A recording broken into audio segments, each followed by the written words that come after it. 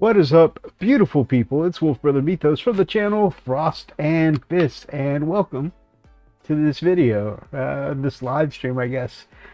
Tonight, just hanging out with you guys, doing a little chatting, a little talking about the news, and it's going to include some things like Mantic's Halo going on pre-order, and it's going to include some of the things that were revealed at Adepticon. And of course, I'm going to fidget with my camera a little bit because that's how I do. We got some great people in the chat tonight. We got Gamers with Coffee in first. X-Gear Commander, guess the caffeine kicked in. Good to see you, my friend. Happy freaking Friday. Who took my dice, Steve? Have a great night. I know that man has had some work done. He's probably in pain and on some good drugs now. So you rest well, brother. Have a good night. I'm watching Ronnie play Halo right now. Ronnie is the man. Ronnie who? Do I know Ronnie? I hear Ronnie, and the first place my brain goes to is oh my gosh, Ronnie from I'm Not a Vampire.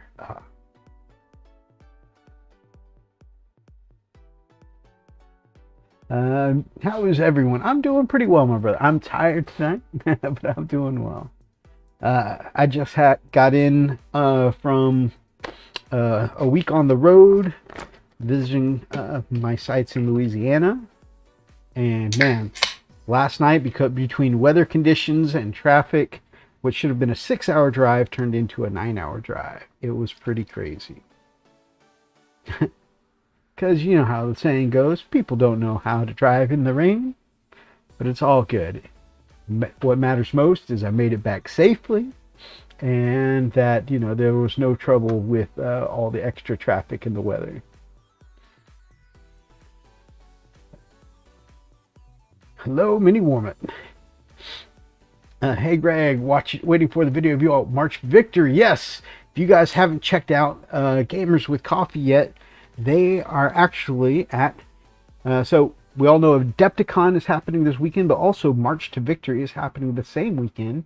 And you can check out Greg and Ashley from Gamers with Coffee and their adventure of March to Victory. They've already posted a couple of videos, them on the road, and some posts of them getting some convention grub, making it there to the convention.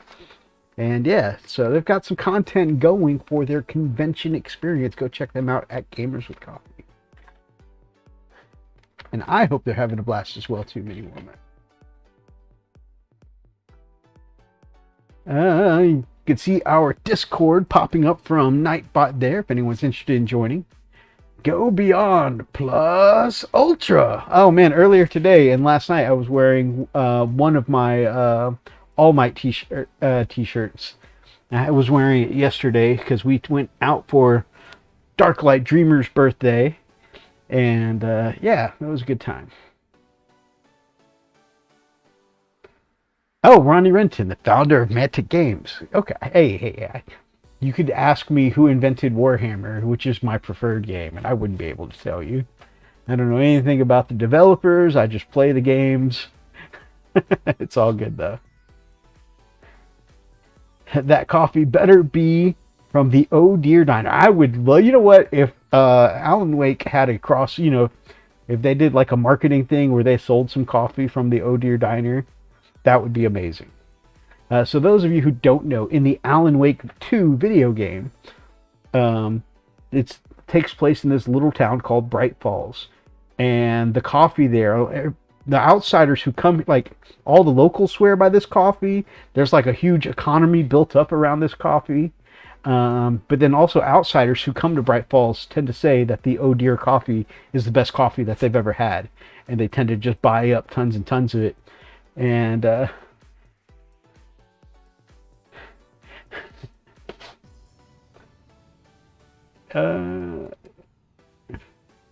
but yeah, and so they just buy up tons and tons and tons of it, and you can go to some of their hotel rooms and they have like littered hotel rooms just full of people just drinking the local coffee there. They don't sell the actual coffee in real life, but they sell the thermoses. Oh, they should totally do a crossover and sell the coffees too. That would be really cool. Other than accidentally leaving Ashley in a bathroom at a truck stop, it's all good. She found a phone and called me. So yeah, man, if you did that, you would definitely get more than an earful, let me tell you. I might have to get one of those thermoses though. Guys, I have been on a trip lately of like, so I've told you guys before about how I came across this music video inside the game Alan Wake 2 that was just a really incredible performance called Herald of Darkness. And I freaking loved it so much. I've been spamming it, but now I've been spamming other old gods of Asgard songs and stuff like that, and just listening to them on repeat. And then Old Gods of Asgard, I bought 2 t-shirts. I bought merch for Old Gods of Asgard. And then on top of that, I've been expanding outside of that. And the Old Gods of Asgard are actually a fictional band in the Remedy universe for these video games. And those video games include the whole series. So not just Alan Wake and Alan Wake 2 and American Nightmare, but also Control so far. And anyway, so this is a fictional band for this game, but the real band that plays Old Gods of Asgard is a Finnish band called Poets of the Fall. And so I've been listening to Poets of the Fall music, and yeah, I've just been really enamored with this band's music lately. It's really good. They have an album called Rebirth. It's funny because I saw the CD on their website after I ordered the t-shirts, and I didn't want to pay for shipping twice, or else I would have gotten a CD as well. That's pretty cool. But yeah, I've just been like spamming their music on like YouTube and stuff like that. But good stuff. Right now I'm staring at my PLA spool running out on this print and getting ready to replace it. That's right, I had forgotten you jumped into 3D printing with some PLA. That's awesome. Selling in-game products in real life would definitely fit their meta content narratives. Yes.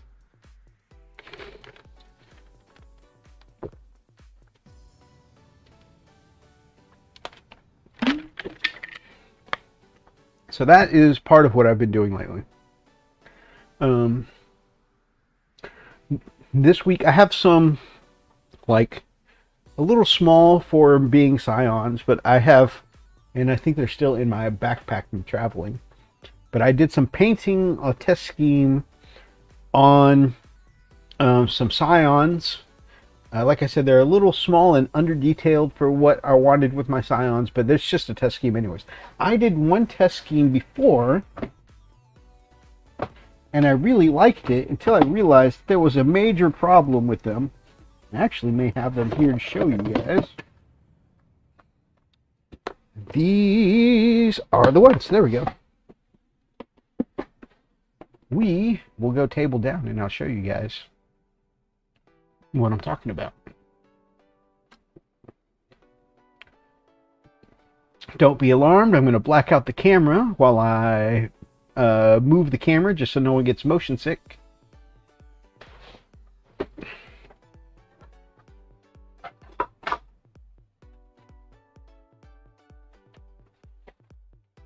Hope everyone's doing well tonight. Man, after a 9-hour drive last night and then going to a birthday party, I gotta admit, I was a bit tired tonight. I was like, man, I don't even know if I have the energy to stream. But, you know, when I thought about it, I was like, man, spending time with you guys is one of my favorite ways to kick off the weekend. So we're going to find the energy to stream. How about that?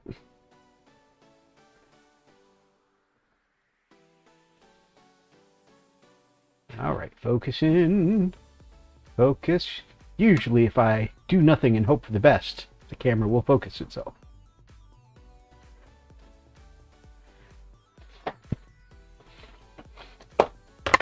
Okay. We don't need them to focus in on the Marines just yet. So I had done a few Scion test pieces before that I actually liked. Actually really liked them. But then I decided to do a different test scheme because there's a problem here, and you guys may see it here on the screen with my Ultramarines. I really like these little Scions. They came out pretty nice. Like I said, they're a little small. Their details are a little soft.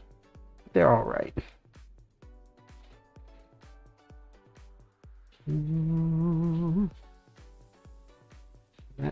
That fit. That get them to focus just a little bit. Haha! Alright, so here is my problem.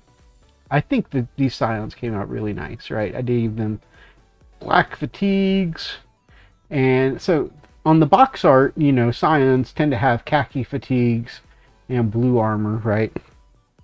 And I didn't like how my rendition of the khaki fatigues and blue armor was coming out. And so I decided to give them black fatigues because I thought, you know, the contrast stood out a little more nicely. And then I decided to brighten up their blues a little bit to punch that contrast even further. And see, the problem I'm coming with is that while I end up liking these Scions, I like these Scions a lot, it's come to my attention. Thank you. I appreciate it, Gamers with Coffee. Oversoul, man, you guys have a great review video, podcast, however you'd like to say it.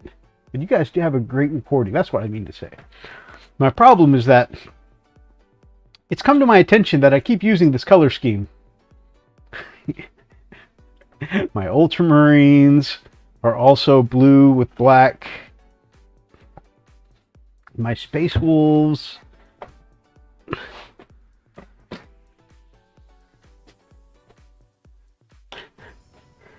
are also blue with black. And while not blue with black, still on kind of a similar note, my Custodes are kind of blue and gold. I based these off of an old TV show from the 80s called Captain Power and the Soldiers of the Future. So there's a lot of repetition. I paint a lot of blue and black, and so I decided that I wanted to try a different test scheme, and they're just barely started. They're not really in a place for me to show. Plus, they're in my travel bag, anyways. But so saying all that to say is, I decided to change it up. And now I'm going for a red and black color scheme based off of a really cool Scion piece of art that I like. That so far the closest that anyone can tell from which regiment of Scions they are is supposedly the 29th Zadic Tigers. So that's going to be what I'm going for. Had to make sure I came and supported you while I was waiting, though. Man, thank you so much, Oversoul. That is very generous of you, and I really appreciate you. Blue is always a good color. I agree, but I want to expand some of my palette out a little bit. You know, I find myself falling into a trap with painting the same thing over and over again, which, you know, obviously I like it, but you know, I'm just trying something different. So I'm keeping the Scions you guys just saw, but I'm trying a different scheme, and if I don't like it, I can always fall back on the ones that I have. These guys, I really don't know why I'm showing them to you. They're in exactly the same place as they were last week. They just need their decals and their, you know, decals and sealing. They are almost ready to be done. I just haven't had a chance to sit there and, you know, work with the patience of the decal work yet. Same thing here. You guys saw him last week. He was done except for decals and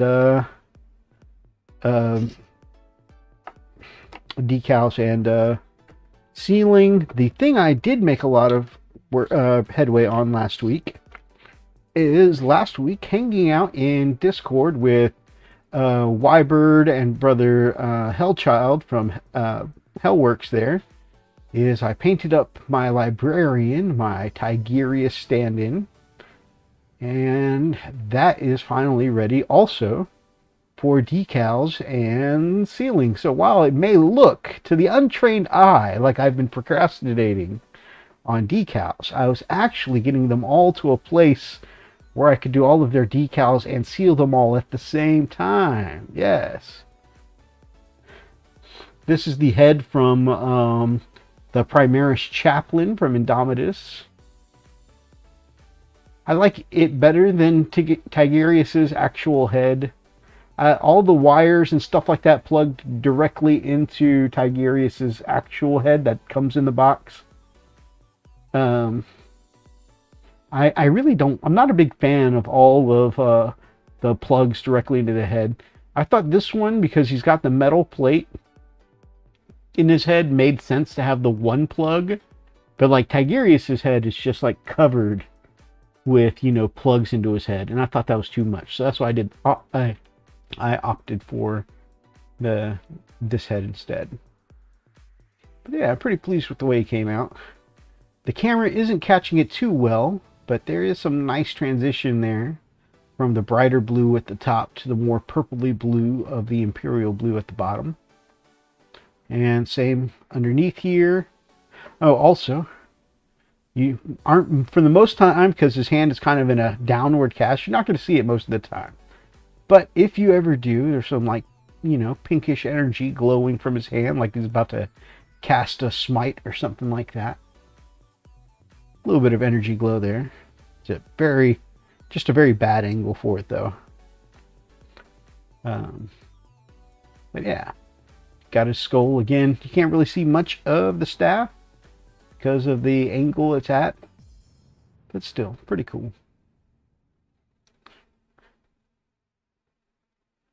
So yeah. So before when you guys left me last week, Tigerius was just a plain blue. In fact, he was only one shade of blue. I went back in with the airbrush and added in some different tones of shading. And I ended up being able to save it without stripping him, so that's cool. And yeah, I basically painted him all painting throughout the day on Saturday. Like, not, you know, all in one go, but being a pro YouTuber here with my zoom. I am perfectly zoomed in on these guys at the back, though. Pro YouTuber, guys. Pro YouTuber. Nothing, or guess he can't fund his decal. I know where my decals are. I was just being lazy, to be honest with you guys. I mean, not lazy, but doing them all at once, you know. But yeah, so that's where I am with my Warhammer this week. Haven't done much else. Like I said, I was out of town, guys. But, you know, I'll get back to it. But we got articles to cover tonight. So, we'll say goodbye to our Ultramarines. And we'll go back to my face as we cover the news. Do I have any other pork chop moments? Video games? I haven't really had any time to play any video games.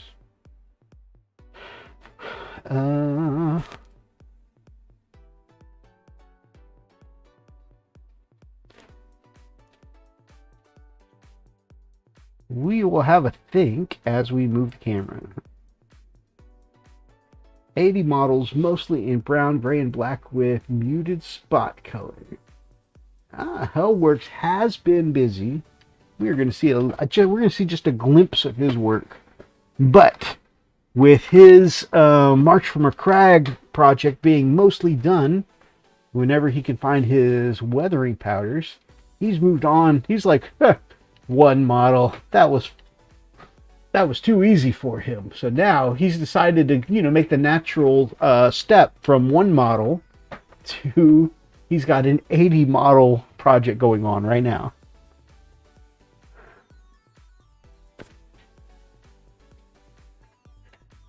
Mythos turns model to show 3 different angles. 3 is try, so triangles. Love it.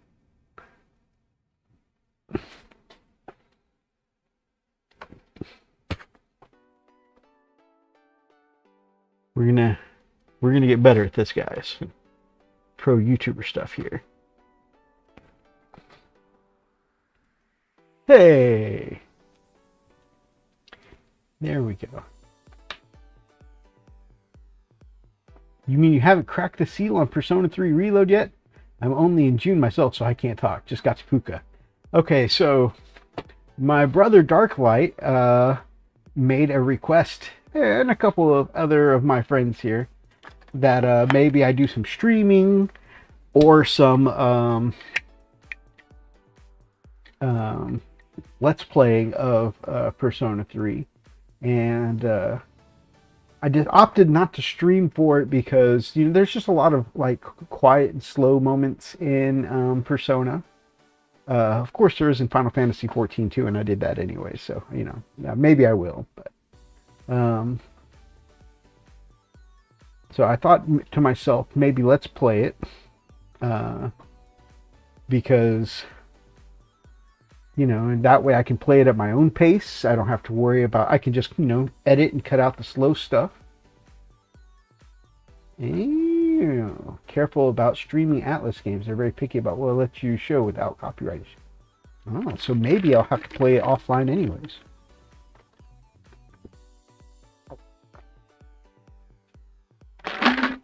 That is a good warning, my brother. And so yeah, so there was a couple of times where I just didn't play it because I didn't have the energy to be on, like be in front of the camera. And then there were some days where it's just like, some days you're just ready to veg and be in, sit down with the video game without, having the camera on, that kind of thing,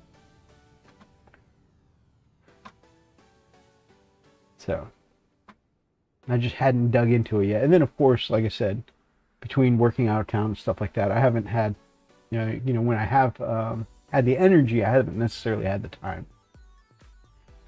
Man, I brought all kinds of stuff to Louisiana with me to, like, oh man, when I'm in the hotel room, I can do this, and to eat up some time. I brought, models to paint. Like I said, I started on my red and black color scheme. I brought the tablet so that way I could play Knights of the Old Republic. I brought a book. I didn't do none of that. I mean, I put a base coat down on a couple of models, but for the most part, I just slept when I wasn't working. Persona 3, because of the quick nature of the daily life activities, is actually a game I pick up when I don't have a lot of time, believe it or not. Just a few social ranks leveled up and I'm good. That's fair. That's fair. If I can't commit to like a lot of battle and grinding and stuff like that, do a couple of social rank things, that's a good idea. You're a thinking man, Oversoul. You're a thinking man.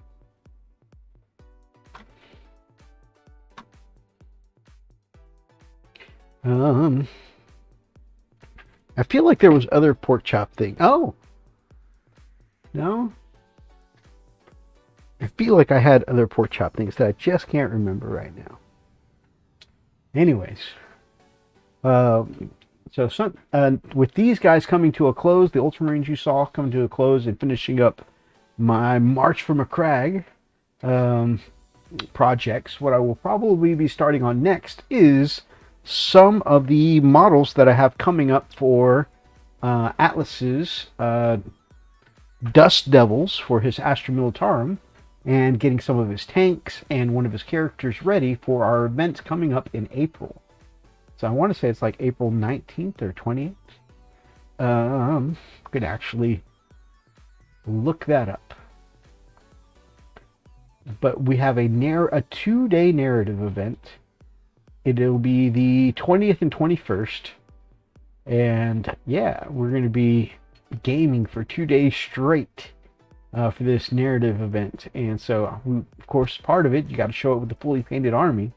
So I'm going to be finishing off his tanks and his special character, which will be a stand-in for Lady Creed. And yeah, get his army ready for the event. Final Fantasy VII Rebirth has actually been a chunky investment.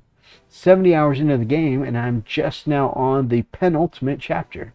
Amazing game, but some parts of it really drag pacing wise. Mostly it's good. That's good to hear. I definitely need to get back into playing remake and then into remake and then Crisis Core and then Rebirth. So I've got a lot of homework in the Final Fantasy department. Plus, recently a new patch for 14 came out, and it is the last patch for 14 before the newest installment, Dawn Trail, right? Dawn Trail. Okay, yeah, I figured she'd correct me if I was wrong. Yeah, so the newest patch before their newest expansion, Dawn Trail, will be out soon. I mean, the patch is already out, but the Dawn Trail itself will be out soon, so I need to get caught up on that. So I've got so much Final Fantasy homework.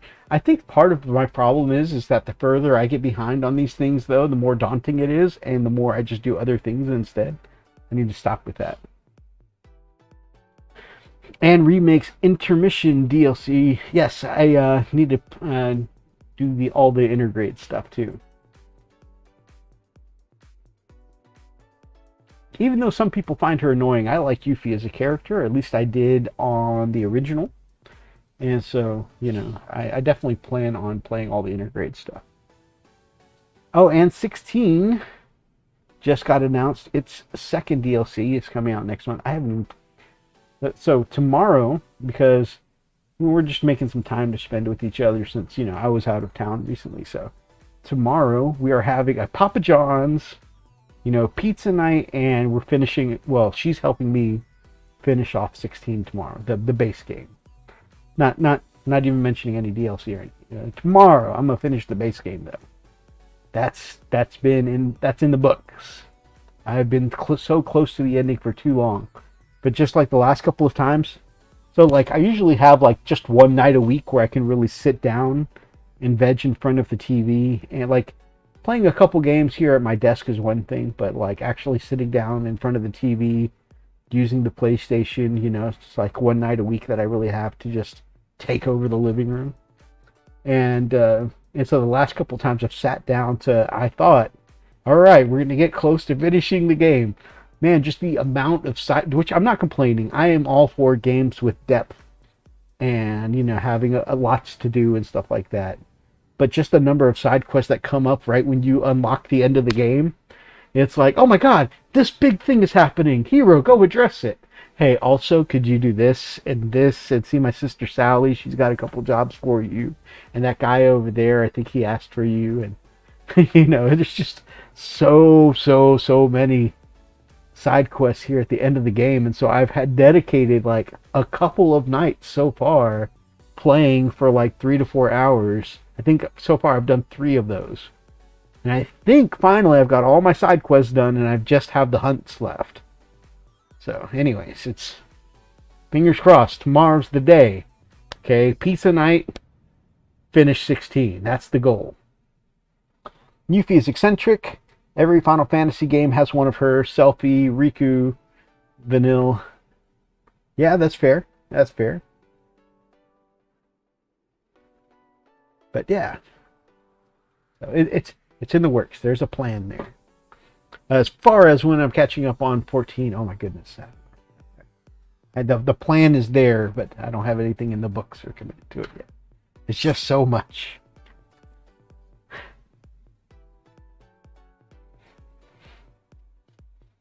All right, so Rebirth does the same thing. Right before you're about to head to the Temple of the Ancients, new side quests pop up in literally every area. Sadly, some of the side quests in Rebirth are badly designed. That's a shame. All right, I covered my poke chop and all the hobby type things that I'm doing, including music that I've been into lately. Let's go over to some of the articles, because this is going to be a news night. So first we'll turn my camera back on, boop, and then pick out which Chrome page we want.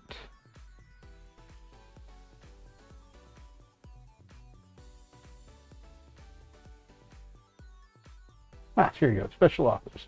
All right, first bit of news tonight. You guys thought I was going to open up with Mantic, didn't you? This comes from, Badger, the airbrush company itself. But also, giant whales, time ghosts, Sephiroth trying to end the world. But let me stop for 10 minutes to leave these chickens back home with an empty gasket. Exactly. Don't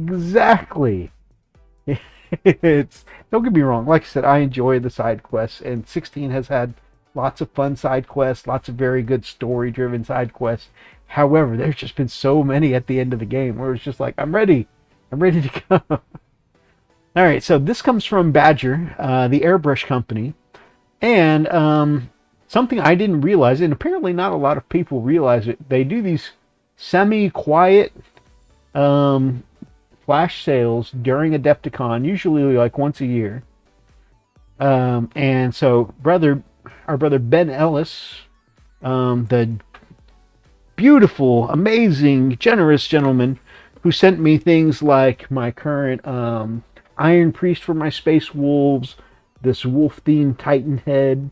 You know, he's one of my Imperial Knights that are wolf-themed. Just so much cool stuff. Big contributor to the show. Sent me this Badger airbrush flash sale that they're having. And I think if any of you have been considering, hey, Zane, my man, it's going well here. How you doing, my man? If any of you are considering getting a Badger airbrush, whether you're thinking of getting in boots on the ground with the 105, or if you're thinking of upgrading to something like one of their more fancy airbrushes, like the Sotar 2020 or the Chrome Jet, this is a great time to get in on their airbrushes because they're having a huge flash sale. So this is, you can see, this is their website. This is what a section they call their Adepticon store. This is because this is the flash sale that they do for it. But like, check this out. The Patriot Arrow, $55. The 105, you know, this is their workhorse, the Patriot 105, $60. The Extreme Patriot, which is what I had before. It didn't work out for me as an airbrush, but again, a lot of people like it. $70. Extreme Arrow, $65. These are some major discounts. The Sotar Slim, $70, or the Sotar 2020, $80. The Sotar 5, $85. Chrome Jet Airbrush, $80. Universal 360 Airbrush is $65. And I believe the 360, if I remember correctly, I was looking up reviews earlier. I want to say it's the 360 is the one with the rotating cup here. So like you can go gravity fed, drip paint into there, or you can rotate the barrel down and plug in a siphon feed. So it's like two airbrushes in one, which is pretty cool. So that's $65. And then the Chrome airbrush for $85. So lots of their more expensive airbrushes at like bargain discounts here, guys. Wish I could do an airbrush, but I got a cat and no room, and I can't properly ventilate to compensate. That's understandable, my friend.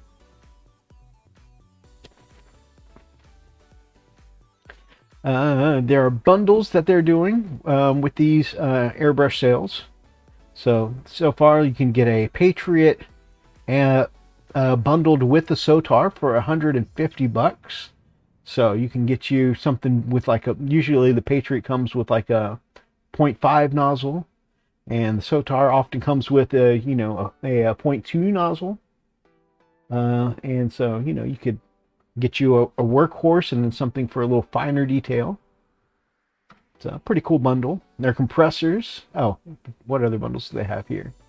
$105 for the Patriot 105 Extreme. 105 and the 105 Extreme Patriot for $150. The Patriot 105 and the Chrome for $160. So some pretty cool deals if you want to get multiple airbrushes.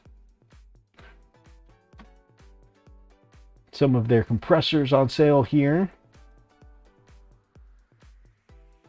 So you can see you got their smaller one for 90, their larger one for 145, and they got some deals here if you want to add on hoses. And then compressors plus airbrush bundles. So yeah, you can get all of these. Seem to come with free needle juice and hoses. So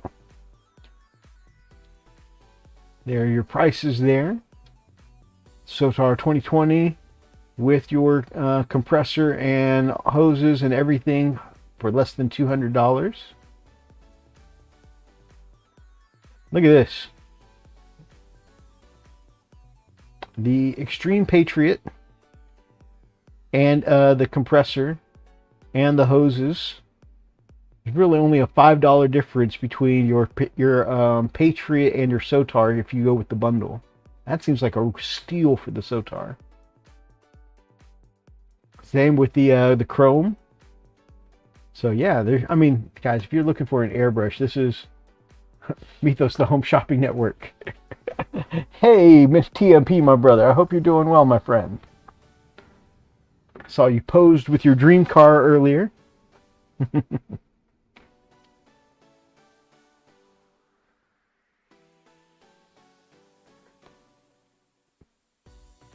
So yeah, while I don't find myself, you know, as someone who's super good at airbrushing, I think I do okay, and I definitely recommend, you know, paint or airbrushes to people who are looking to expand their skill set.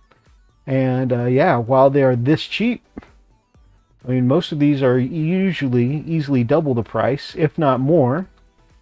And so yeah, it's a good way to get in on airbrush if you've been thinking about it.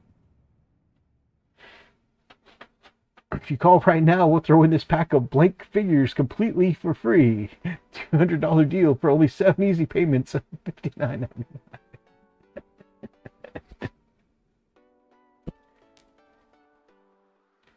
So yeah, everybody check it out. You can find this on their Facebook page, or if anyone is interested in those deals tonight, I am going to paste it here for you guys. And y'all can go check out their website yourselves. You know, do a little shopping. Even if it's just window shopping. All right, that's our first article. Again, shout out to Ben Ellis to bring in these deals to my attention because, yeah, it's good stuff. Next, we have tabletop news. I already had this down. Okay.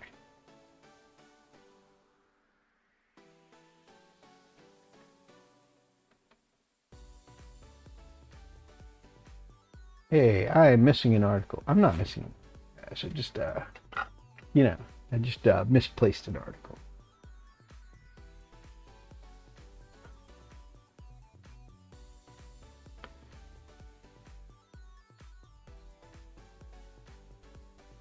Okay, what we're going to do is we're going to swap off of this while I look up the article that I need. We're going to go to solo chat, so you're just looking at my face.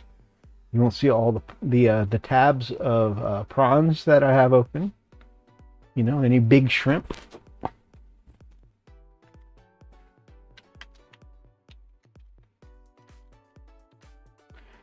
Here we just do a quick Google.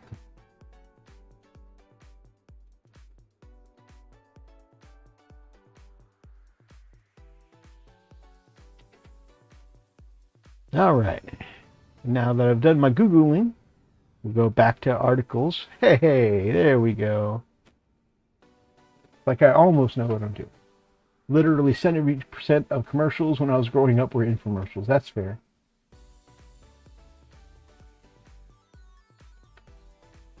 Funkin' Hungry. Good to see you, my brother. Funkin' Hungry put out a great video yesterday, of him supporting a local pizza place that donated a bunch of pizza to charity after, you know, making good of a bad situation where some knobhead literally racked up $600 in an order and never came to pick up their pizzas, never paid for it. It was a prank order for $600 worth of food. They didn't sweat it. They turned around and gave all of that food to charity, but then, you know, it's a big financial hit for them. So, you know, they needed to increase their sales to make up for it, and Funkin' Hungry decided to give them a shout out. Go check out that video. And yeah.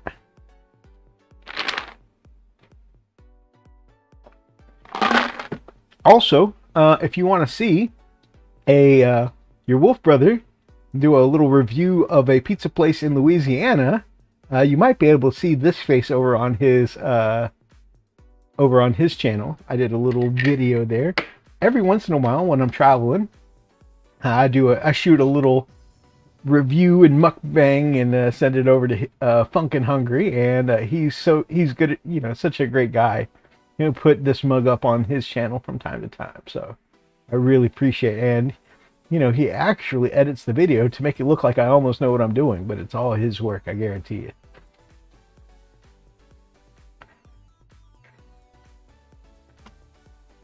So yeah, check him out. You can find Funkin' Hungry down in the links below, the Friends of the Frost and Fist link tree there. Thank you, my brother. Always get the money up front. That's the first thing they teach you on the street. Sesame Street. I don't know why, but I've got an amusing thought of like Oscar the Grouch trying to tell that to some kid, you know, that's usually on Sesame Street to learn their ABCs or something, and Oscar the Grouch is trying, like, you know, roughing them up a little bit, like, you got to remember the first rule on the street: you always get the money up front.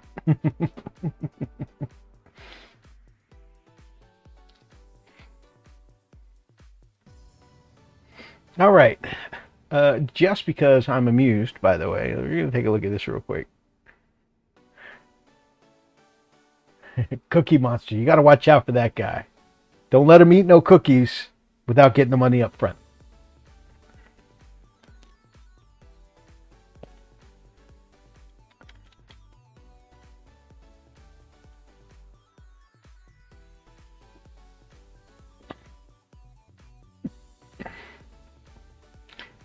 Check out some of his latest videos, and this is the one where I said he's, you know, doing a shout out for the Aroma Pizzas charity pizza episode. And also, like I said, look at that face right there. Who's that guy? Meet the Strides Buffalo Pizza. You know, I didn't realize that my brother Darklight was subscribed to your channel, G, my man. And so I woke up the next morning after you'd posted the video, and he's put in our D&D chat a link to this video, and he said, you know, breaking news, guys, you should check out this news article. Turns out Wolf Brother Mythos loves the muff, you know, the muffalata pizza.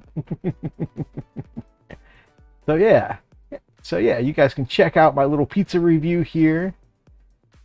There's a Louisiana style sandwich called the muffalata, and I don't know why, I just was checking my notifications there for you guys. That's weird. But yeah, and so I try a pizza with those same kind of flavors as the famous Louisiana sandwich.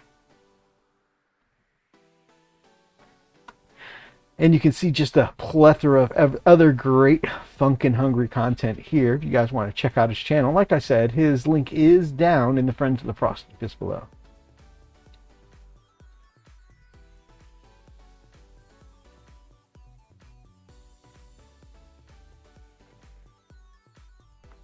I was watching one of his videos one day, and my wife asked me, how do you keep watching all that stuff without getting hungry? I'm like, that's my secret. I'm always hungry.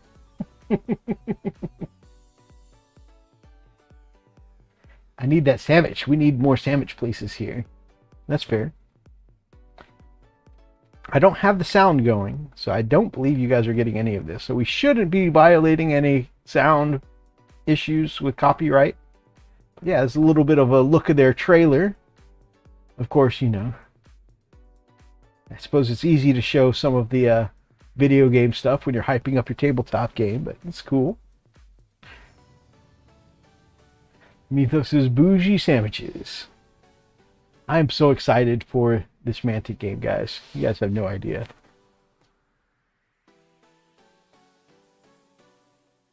I think, I don't know, remember if I told you, G, I picked up Halo Wars during the Steam sale because it was down to like $4.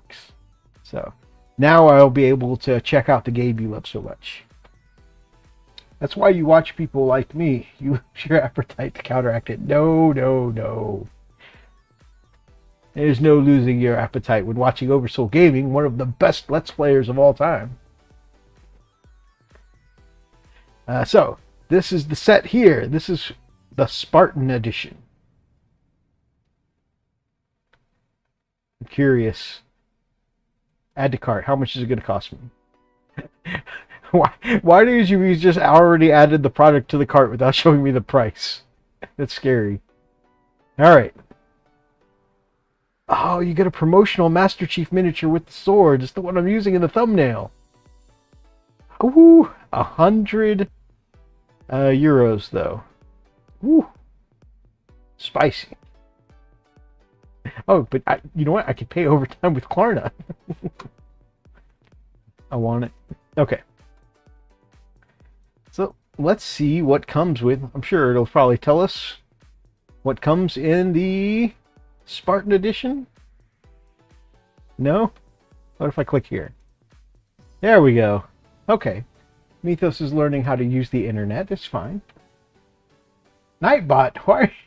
What are you doing, Nightbot?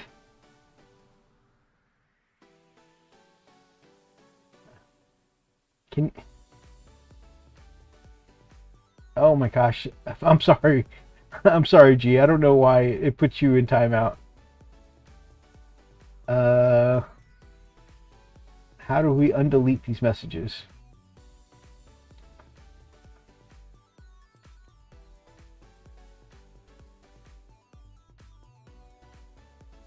Oh, okay, I can just click view deleted message, right?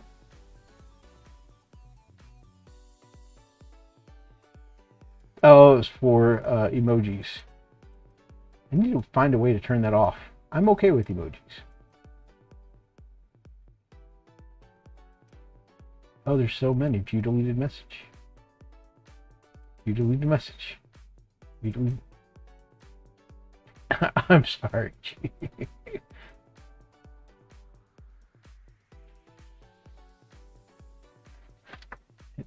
Nightbot's gone crazy with power.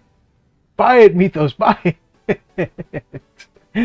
Babe, the angel on my shoulder's telling me to buy Halo. You know what? That silence must be a scent. Huh? What?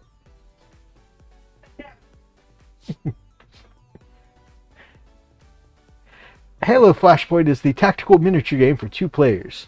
Begin your journey in the War Games combat arena as a Spartan Fireteam commander, bringing a range of classic Halo weapons and game modes to life on your tabletop. Discover an exciting game that's easy to learn, challenging to master, and rewards cool thinking under fire. Will you lead a fire team of Spartans to victory in the arena, or bring the alien might of the banished elites to bear against your human opponents? Choose a side and prepare the ultimate tactical tabletop experience. Oh, wow, that is very one-sided. You get 16 Spartan models and 4 banished elites. That is spicy. So is each of these Covenant elites supposed to be as strong as 4 Spartans? You get a play mat, you get the rule book, you get pre-colored card terrain and tokens. Nice. 20 weapon cards, extra terrain and tokens, 20 player model cards, 3 reference cards, 12 D8s. Ah, a D8 system, you say? That's pretty interesting. 8 command dice.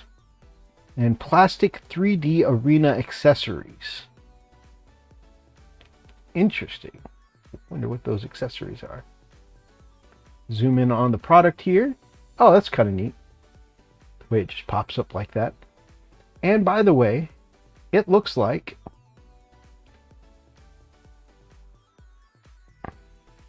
okay, it looks like there's 8 red and 8 blue Spartans. So I guess it's only 8-4, not 16-4. That makes a little more sense, I guess. Nightbot abusing its mod powers, right?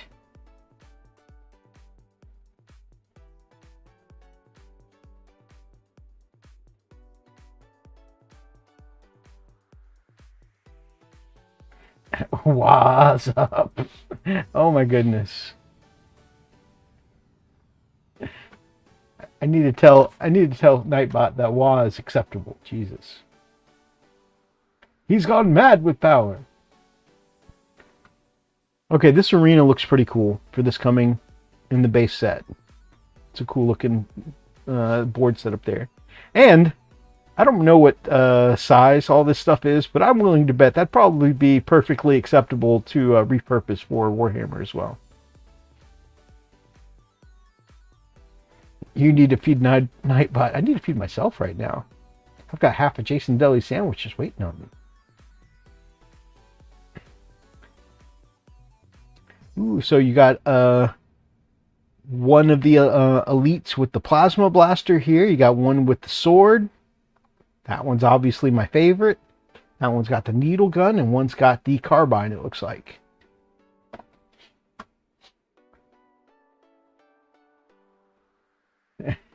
Surely no human would ever abuse power like that.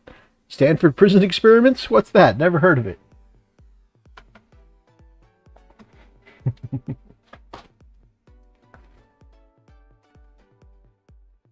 Team Red. I like how they've obviously gone for like a red versus blue theme, but then they've also kind of like done up some of the special looking Spartans. That's pretty cool.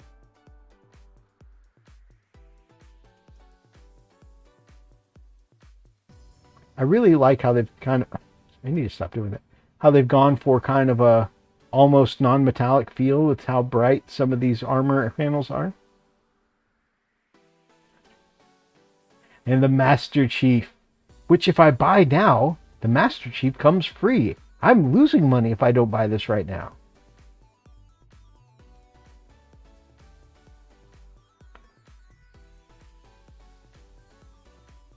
These are so cool. Got Sarge there. Sarge, did you just spit in your helmet? Well, yes, I did. Permission to speak, sir? Go ahead. It's fucking disgusting. Alright, so we know what the Spartan set comes with. That's cool. 100 euros. I don't even know what the conversion rate is, guys. Let's find out together.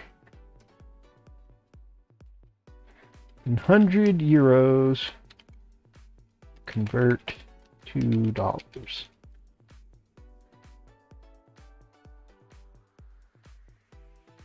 Oh, this is a great time to do it. Apparently 100 euros would only be $108 right now.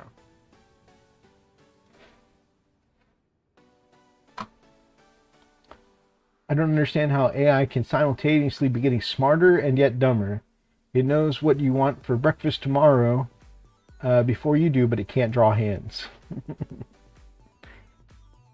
You know, even like with human artists, though, apparently hands are one of the hardest things to master.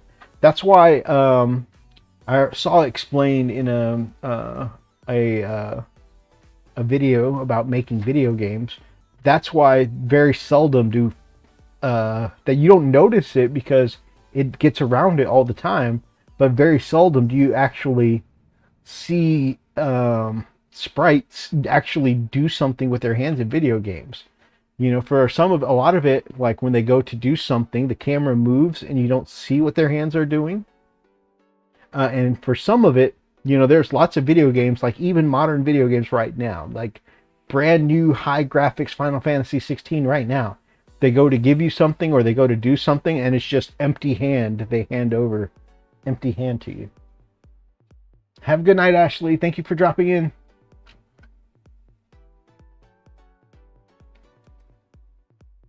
So, guys, the Spartan set looking really good right now.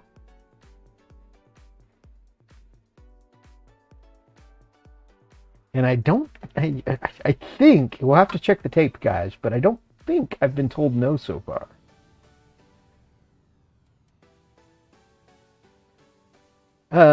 Extra terrain here. Construct your own Wargames arena with this set of hard plastic terrain inspired by UNSC facilities across the galaxy. Build the battlefield of your dreams with a range of interchangeable modular components. Unleash your imagination and fight amazing Halo Flashpoint battles across your creation. Get a full set of modular terrain pieces and modular terrain connectors, which I'm sure includes like the little bridges and stuff like that right here. It's very cool. Barricades. Got some industrial style. There's basically like, line of sight here. But it's like line of sight here. Oh, here I'm going with my 40K brain again. So yeah, just like a square and like a line of sight kind of like piece here. But if you combine all three of these pieces with the walkway, maybe even a couple of walkways, then you got yourself a set of ruins that can, pull double duty in 40K. And then of course barricades work in 40K. So, Oh. I'm sitting here trying to look up conversions and they do the work for me.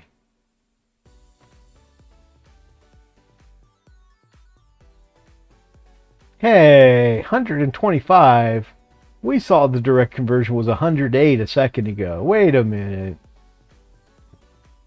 There's something screwy around here.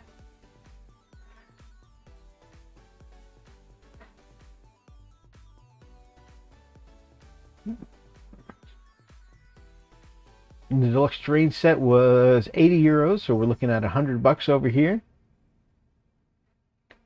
Oh, if you buy the paint set, you get Master Chief for free, but as we saw the special deal that was going on earlier, when I added the Spartan edition to my cart, they threw in the Master Chief for free.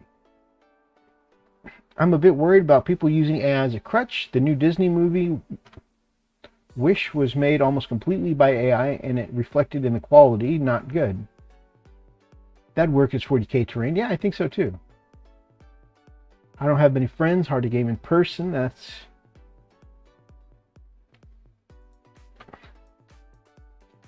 That's fair. I can't draw hands and feet that well. Yeah, lots of people struggle with drawing hands. But I've seen it used in mods that let Skyrim NPCs have full conversations with you. So double-edged sword for sure. Exactly. Order now and we'll throw in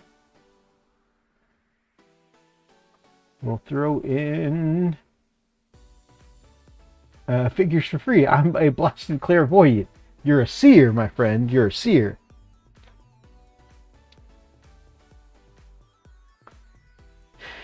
Getting some extra dice boosters. Hey, these look a bit like the dice for Star Wars. Shatterpoint. That's cool. The paint set. I wonder what kind of paints you get.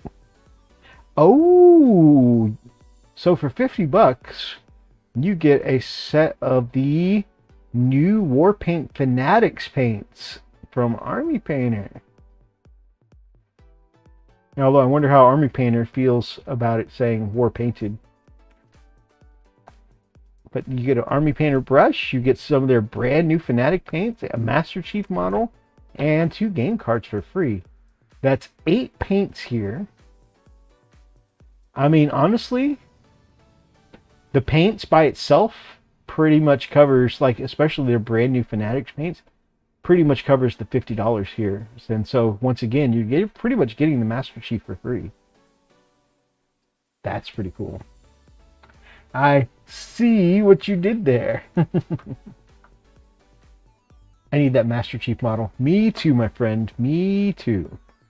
And I might get the Master Chief for free when I order this Spartan edition.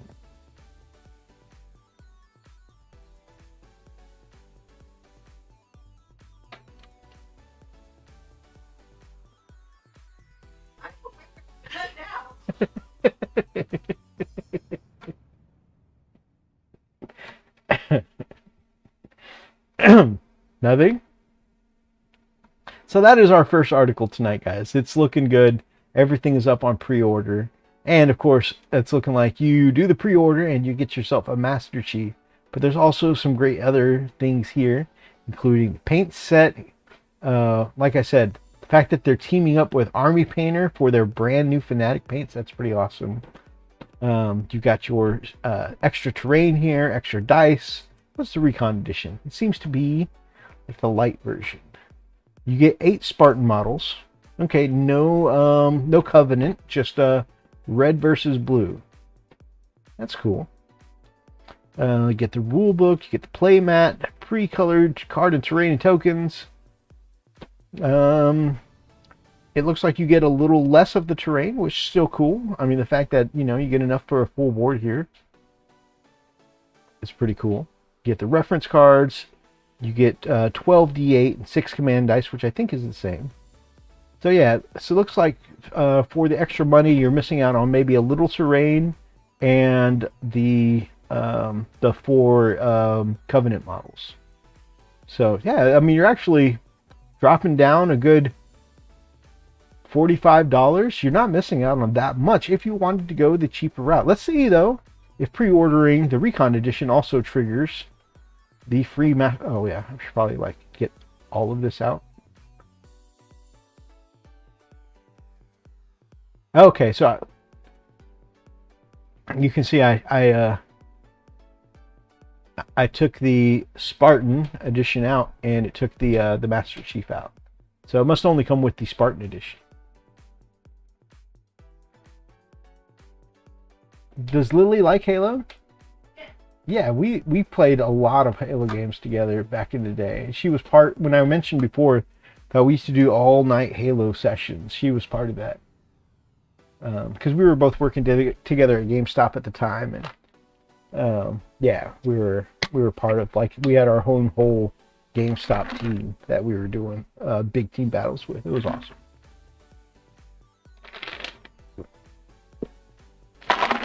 Halo nights were so epic. Yes, they were.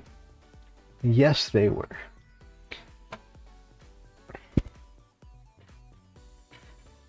In fact, we like to say that basically my oldest daughter, she slept so well, as far as kids who sleep all the way through the night. She would fall asleep, she basically would fall asleep to the sounds of us having a chaotic Halo night with the TVs kind of turned up, shooting, all that kind of stuff. All of us crying out, headshot and oh, and bullshit, all the things you usually cry out when you're having a Halo night, Oh, we did, and my lovely lady Lily was very adamant about this. We did work on getting a lot of the group to curb our swearing tendencies, including myself, and many of us resorted, like myself, to aggressive letters instead. And just, F! F! F! Coming under fire by people running, through your checkpoint. How epic is the music in Halo as well? Oh, the music was so good. In fact, I still, to this day, jam to the song Blow Me Away because of all the epic feels in Halo. Alright.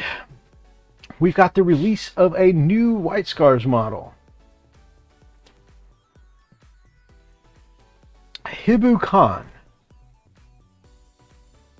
This was a trader who ended up giving himself up at the end of a failed coup, turning traitor against the Great Khan, their Primarch, and he laid down his arms when they were defeated.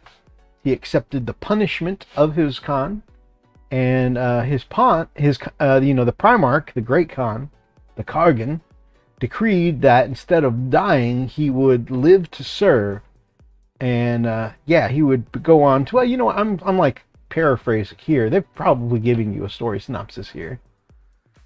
When the galaxy was set ablaze, not all of the Loyalist legions chose the same side as their Primarchs.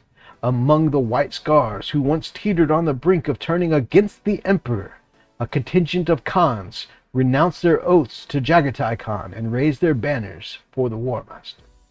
Among them was Hibu Khan, a Terran-born commander, born here on Earth, wasn't born on Chigoris with the other White Scars. Had long rankled against the rising Chigoran influence after the 5th Legion were reunited with their Primarch. Okay. He said he didn't want none of that Asian culture from Chigoris. He wanted the old ways from Earth. Though most of their conspirators were killed, Hibu submitted himself to the Great Khan's judgment and showed genuine contrition for his betrayal. In return, he was not executed immediately, and instead was condemned to live out his days as one of the the Sagyar Mazan. That's Sagyar? Honorless oathbreakers who sought atonement through suicidal raids on enemy strongpoints. So basically, they were to go seek a glorious death. That's what it was.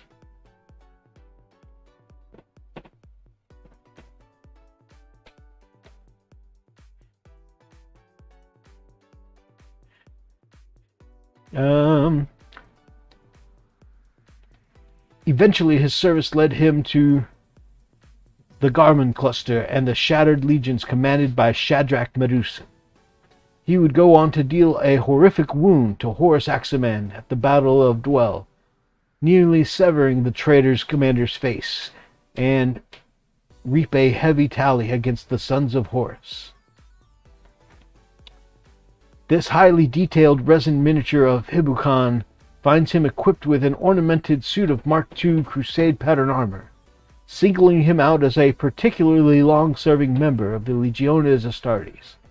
He's depicted swinging a mighty two-handed power sword known as the Breath of the Storm, and also comes with both helmeted and helmetless head options, so he can terrify traitors in his distinctive skeletal warpaint.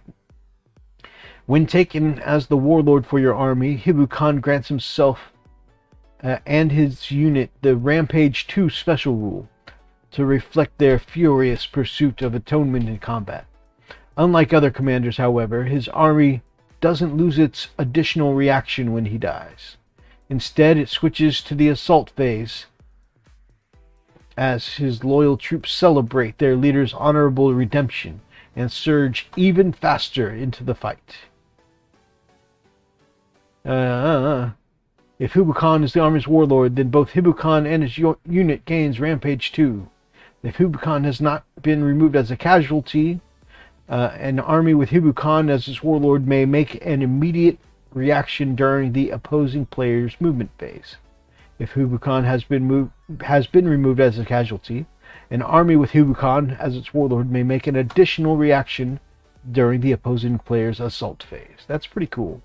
Now, I like this model, although it is a little busy for me.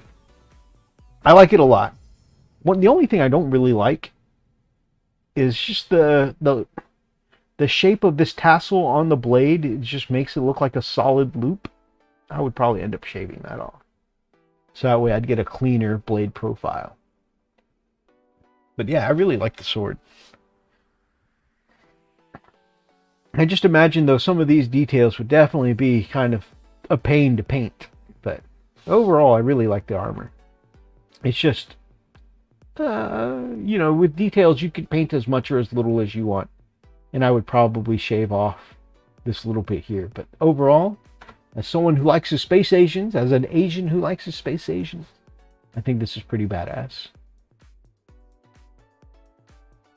I am definitely going with the helmeted option, though, and I will not be trying to paint the skeleton face war paint.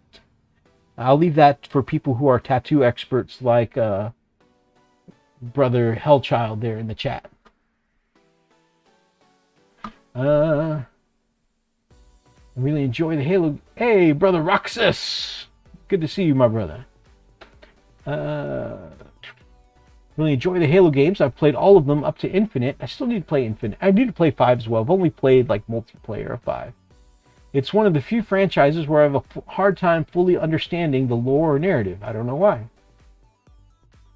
I have the same problem with the Dark Souls games. It's not the game's fault, though. They're just the way I absorb information doesn't resonate with how they present it. Okay, I think it is part of like any of these Soulsborne games, because they most of their lore is in like little scraplets of information that you find. It is not very obvious in the way they present it. You know, it's like finding a bunch of scraplets, and sometimes in the order you do things, and you know, a bunch of complicated stuff. I definitely, for Soulsborne games, I just rely on you know, lore channels like Vatcha. What was it? Vatcha Vidya? I can't remember. Huh? Vati Vidya? Yeah, just let the lore channels handle that, and I'll absorb through YouTube. Heading off to work, just wanted to check in. Brother, thank you so much for checking in. You have an amazing night at work, and don't work too hard.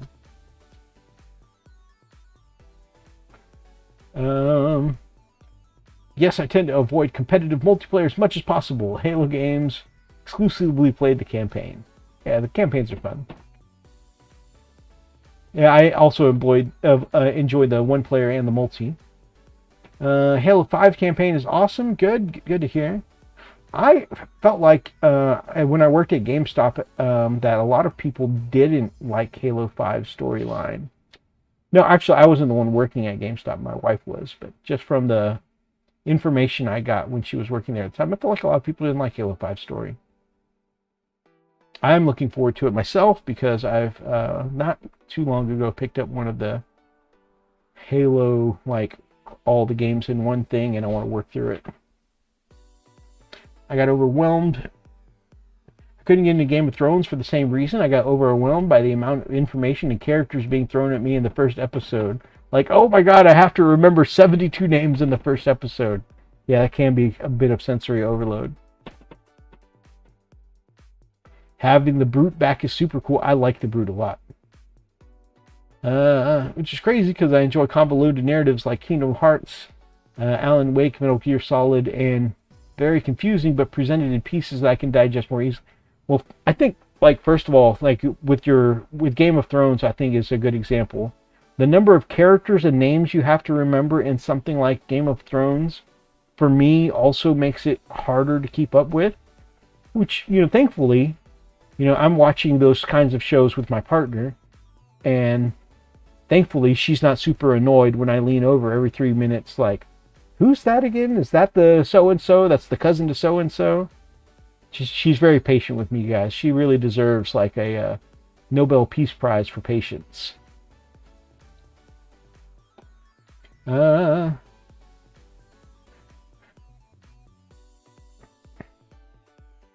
it's okay, just not as good as the first 3. 5 was different, but liked it. Halo 4 wasn't huge on still. I liked it, but probably just in last as far as lore and whatnot. That's cool. I think for me, it's when characters start using universe jargon, like I'm supposed to know what they're talking about without explaining it to me first. That confuses me quick. Lily is the MVP. Yes. I think, you know, that is definitely the undisputed thing to know, is that Lily is at all times the MVP. There's lots of cool detail here. I really like the design of the sword here. I really like, you know, the design of the dagger too. It matches it very nicely. I like all the studs and whatnot, all the harkening back to the Mark II style armor, but still with the White Scars helmet. It's funny though, because he was Terran born. You know, this is an Earth child here, not particularly Space Asian. I'm surprised he actually has the Space Asian helmet and the Space Asian sword. You know, it actually is kind of surprising to me. It's because this character in specifically was a character who resisted all the Asian influence from Chigoris. But and a lot of those characters, as written in the books, I'm not saying specifically Hibben Khan, but a lot of the characters who did come from Earth and did resist the Chigoran influences, they did things like continued using European-style broadswords, you know, and keeping their armor without all of the Chigoran, you know, fetishes and accoutrements. So it's interesting, I guess, maybe after, you know, he found the error of his ways and, you know, the great Khan forgave him and let him seek a glorious death in battle, maybe he decided to become more accepting of the Chigoran influences. Speculation. Also, for the Soulsborne stuff, it's just a different way to tell a narrative, more immersive, but can also be confusing. Yeah, I can... More immersive, I can reluctantly agree with. Like, I can understand, like, you are more assuming that character's role. If you were literally in Yharnam, you wouldn't know anything about what's going on unless you were coming across these scraplets of information, like written in a book, written in a piece of paper, yada yada. You know, the narrative wouldn't be spoon-fed to you. However, I don't know, maybe it's just my personality type, but I feel more immersed if I'm in the middle of the story happening around me. You know, and if that's through cutscenes, if that's that kind of thing where I'm being steeped in the lore, it's happening around me, I'm seeing it unfold, that to me is more immersive for myself. But I can definitely say from the perspective of being there in universe, yeah, it does make more sense that you understand the storytelling, you know, by picking up these scraplets of information. And I'm not bashing on either one of them. It is... like, for me, I am less immersed in that lore. My brain turns off any kind of lore when I'm there playing, and I'm just like, screw all these scraplets of paper. I'm just going to go watch a Batavidya, right? Like, I'm going to go watch a YouTube video on this. I don't want to sit there and shuffle through 52 pieces of paper and try and look in every corner for the pieces of story to come out at me, which is fine. I'm not against that. Again, that's why some of these great YouTube channels do very well. Again, it's just a different storytelling style.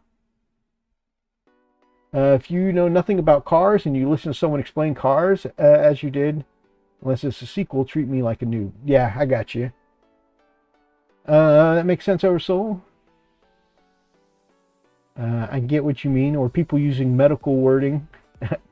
I don't know why. I actually tend to enjoy things like that in like watching things like House and other medical shows. I'm like okay with it. I'm like, yeah, I don't understand what's going on. But I think in shows like House and stuff like that, they kind of give you a good breakdown of what they're saying means. I like when horror games tell a story through documents when you pick up, because that adds to world building. It's like supplement to the overarching linear narrative, not the narrative itself. Yeah, I guess that's part of the difference too. Like, okay, I mean, it's kind of in the same spot there with the horror. When you pick up the scraplets of information in a horror game, you are part of an existing story, and that's the part that's happening around you. And when you come across these pieces of information, that's kind of like knowledge for, in most cases, what happened before you know the game started and all this. And I guess kind of the same thing is happening in Bloodborne, right? Like, there's not a lot of story to what you're doing and what's going on around you, but like you're getting a lot of the lore on the things that came before, you know, before Yharnam went to shit or as it was going to shit, that kind of thing. I'm opposite. I'm obsessed with lore, but as a supplement. I don't like it as the main storytelling mechanic. Yeah, that's fine. And don't get me wrong, I love lore as well, but yeah, when I have to work for the lore, like in Bloodborne, I'd rather just absorb it from a video. Don't make me work for things. I want to experience it. I don't want to have to. I was elected to lead, not to read. All right, going back here. Cool looking miniature. A little busy for me, but you know, a little bit of slicing and dicing, and I think I could definitely get down with this miniature.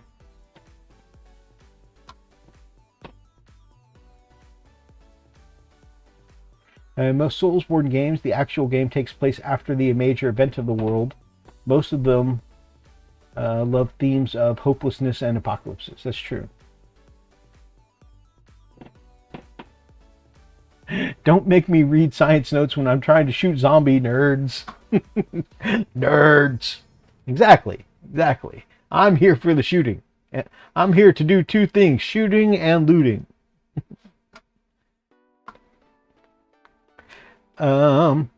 Kill Team release. This is a very different Kill Team release, but pretty cool. Especially if you're a fan of the Space Dwarves, the Leagues of Votan. I love here we've got a tactical shovel. As someone who loves the Imperial Guard, I always have respect for tactical shovels. What is this on his back? I want to spin him around. Is that 3 more tactical shovels on his back? Because that's what it looks like. Is this man out here just like strapped with shovels? 3 shovels and a bomb. That's what it looks like. Interesting. Love the little plasma knife here and pistol. I love these trench coats that they're wearing. My wife can tell you I love trench coats as a design choice, no matter what. Now I know I've heard people complain already that there is no functional purpose for leather trench coats when you're wearing literally a spacesuit protecting you from the vacuum of space. But it looks cool, guys. It looks cool. I love trench coats. And the fact that these dwarves are wearing trench coats over their spacesuits is cool to me. Definitely seems like something you might see on an anime or something like that. But yeah, this guy with his, you know, big gauge rested on his shoulder and the little plasma knife out. And this guy's over here dual wielding. Look at him. He's got the hat with the little flaps on the side. Little Fargo style hat. This one's got a beanie. Dude, I love these sculpts. I mean, I would have no use for these sculpts because I'm not a Kill Team player, but these just look so cool.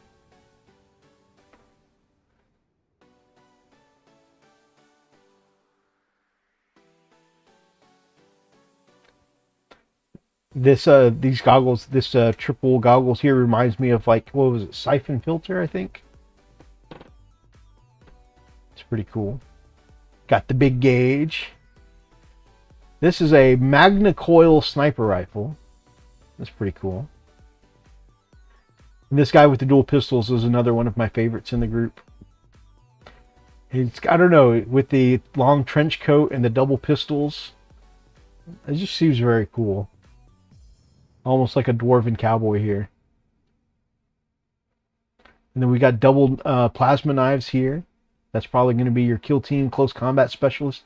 I'm so curious about this guy with 4 shovels, though. 4 tactical shovels. I gotta know what's going on with that guy. And then these are Votan scouts. I'll go back and I realize I'm skipping a bunch of stuff. I'll read what's going on here, but I'm excited and wanted to look straight at the models. I love playing the nerd. Half-Life all day, baby. At least some games actually read the stuff you pick up. But in those cases, the character usually reads slower than I do, so that's a problem too. These are the first squats I've liked. I might grab them at some point, as they would just be fun to paint. Yeah, that's part. See, this is something I do too much. Is I'm like, oh man, I don't have a use for that in an army, but I'd love to paint that. These are some very cool models. They are Brood Brothers for the Gene Stealer Colts, and I think you actually get some Gene Stealer specific models too. Yes, So you get the Patriarch, you get the Psyker Lady, and then you get these guys. But looking at the, and again, I will go back and read. I just wanted to look at the cool sculpts. Now, I have no interest in Gene Stealer cults, but because these guys are like, you know, borderline, you know, they're basically corrupted Imperial Guard units, you know, that have been taken over by the psychic madness of the hive mind from the aliens, or some of them willingly giving themselves over because some of them worship the incoming aliens as star gods. They're like, we'll become one with the star gods. That's because they're going to eat you and absorb your biomass, and so you will, in theory, become one with them. But I don't think it's going to be what you think it means. But they do look cool. As someone who loves Imperial Guard units, even these corrupted guard look cool. Melt-A-Gun pose here. I love that they've got like their kind of variation on the new Cadian armor. Even this pose here with the sword and then the corrupted arm looks super cool.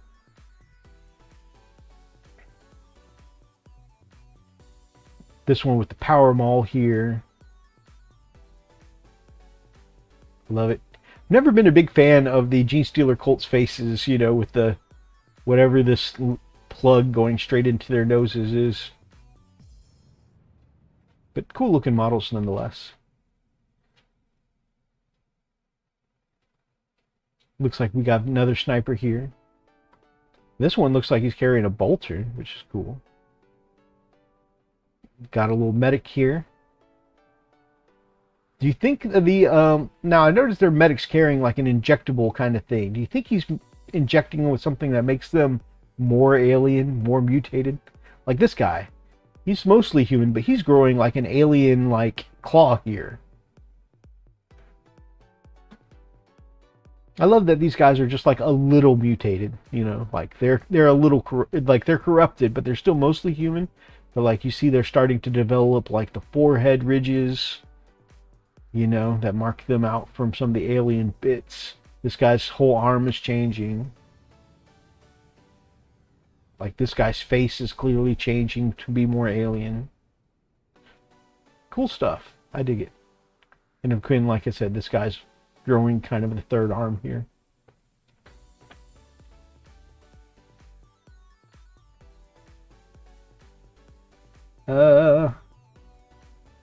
Like 80% correct, just missed out on some of the details.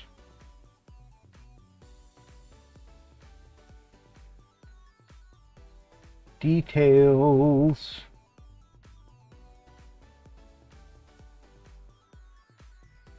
What details did I miss out on? Oh, appears I'm being summoned. Time to use media literacy to try and convince people that a cartoon with a bunch of curse words can actually be super deep, emotional, impactful, and meaningful. Have a great recording, brother. Speaking of aliens, the new movie's looking epic. Oh, I haven't seen anything on that. I might have to look up a trailer.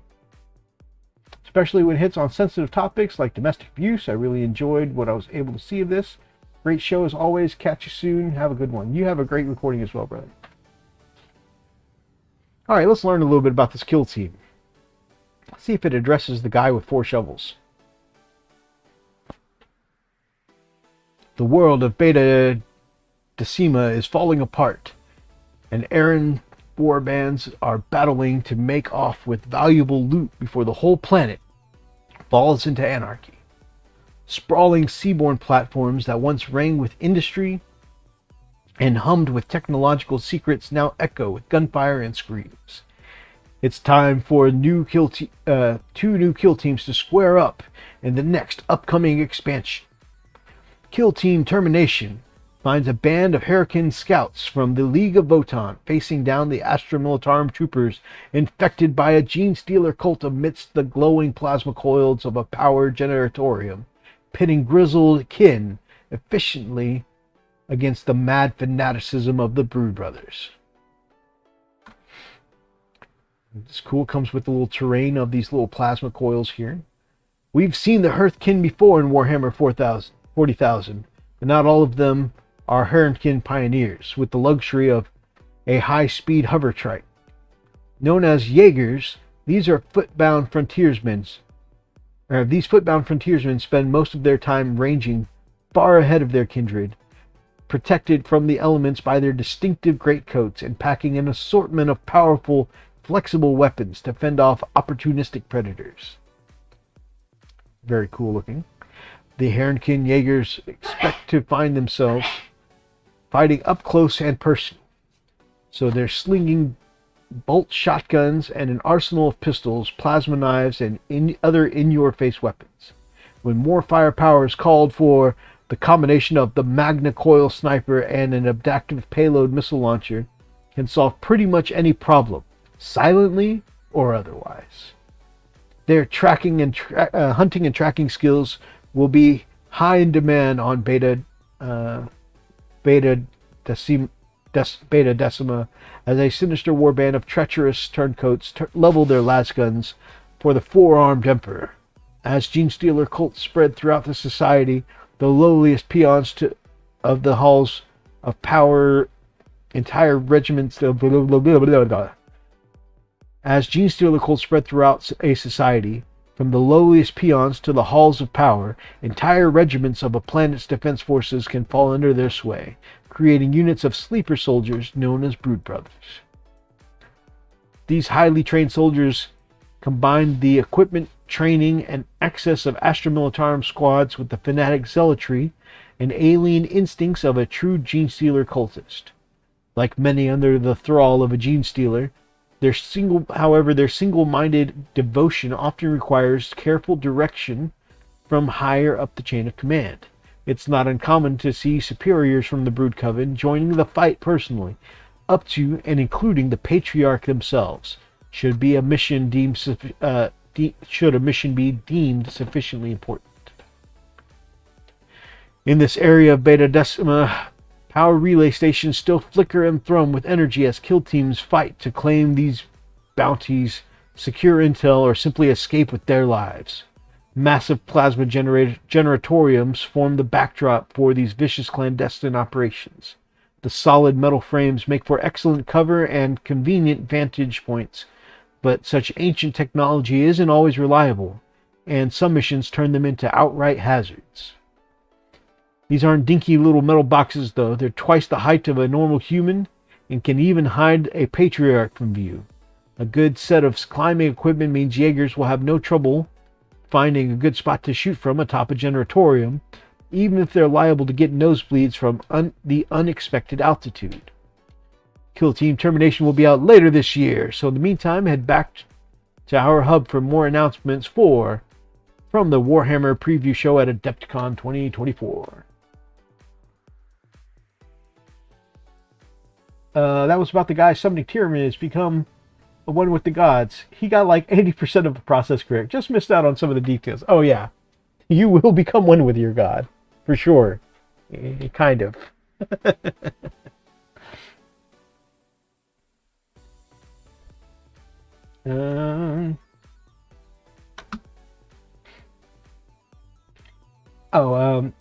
Oversoul was talking about Hasman Park. G was comparing it like South Park.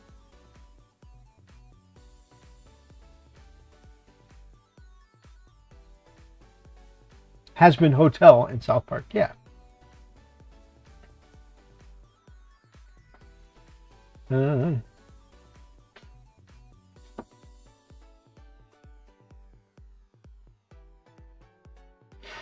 Social satire, the old SP is dumb and juvenile. Okay, I'm out for real now. Just had to respond because G the Hypersapien clearly has good taste. Yes, he does. Yes, he does. All right. Trucking along. All right, we've made it through a couple of articles so far, and we're out to the new Chaos releases. So, Adepticon 2024 has announced that, of course, we've got the Chaos Codex incoming, and a couple new models. The galaxy is in turmoil, and the Chaos Space Marines once again slip from their fetters and rampage across the Imperium. With so many warbands reaving and pillaging since the opening of the Great Rift. A new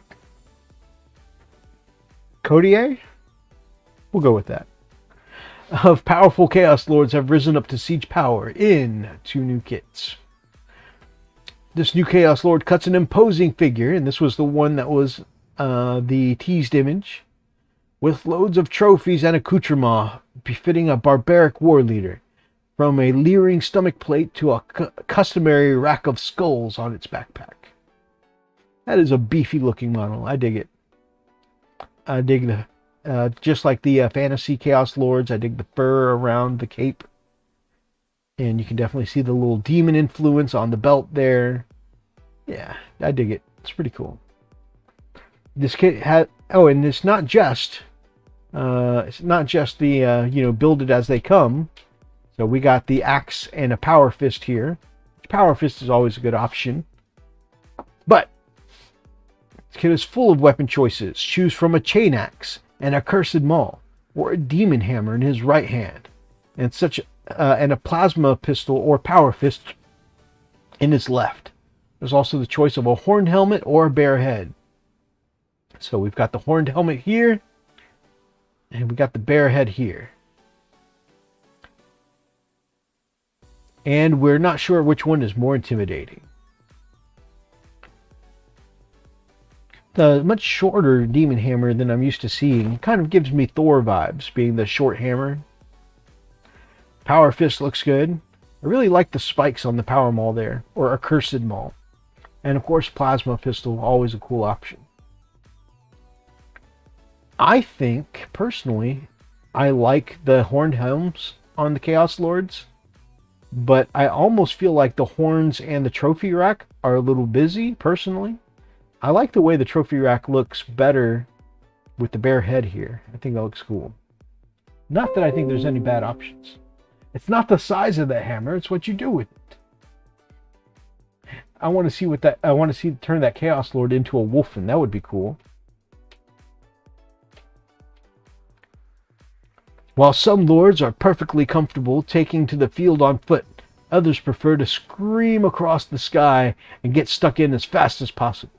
A jump pack is a perfect tool for catapulting yourself to glory and godly favor. So why not strap one on and unleash hell from the skies?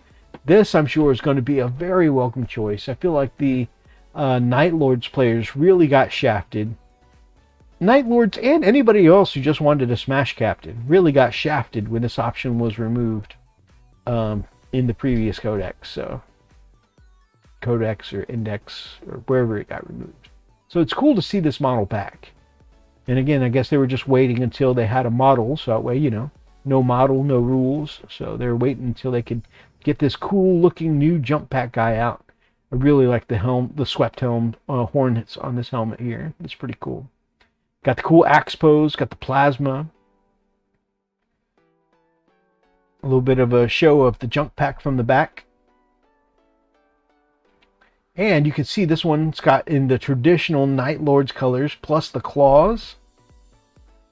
So definitely someone to go with your Warp Talons or Raptors, I think. The Chaos Lord with jump pack is caught in a dynamic pose right as he's crashing down onto or jumping off from his unfortunate prey. A power axe or fist can be paired with a plasma bolt or pistol. A plasma or bolt pistol, giving the Lord a balanced combo. Perfect for all kinds of foes. Night Lords fans will be glad to know the classic pair of lightning claws is also returned to shred as much as possible in close combat. It's also a whole new codex, Chaos Space Marines, coming, packed with new rules, detachments, crusades, content to sink your teeth into. It's one of the largest codexes so far, with 8 detachments that capture the fighting styles of classic Traitor Legions, as well as other renegade forces like the piratical raiders and devotees of Vashtor the Archifane. Very cool. To celebrate the new Lord stepping into the limelight, there's going to be big box set in the works, and as usual, the Chaos Space Marines deliver something terrifying, spiky, and effective.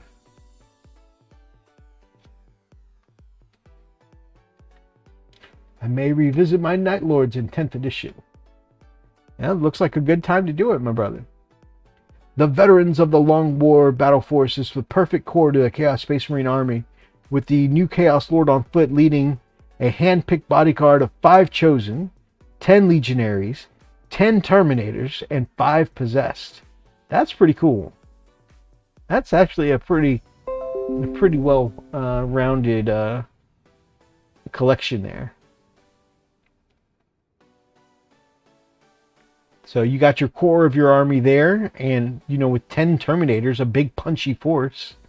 And then from there you just add in the extras. Your obliterators or your vehicles, whatever you want to do.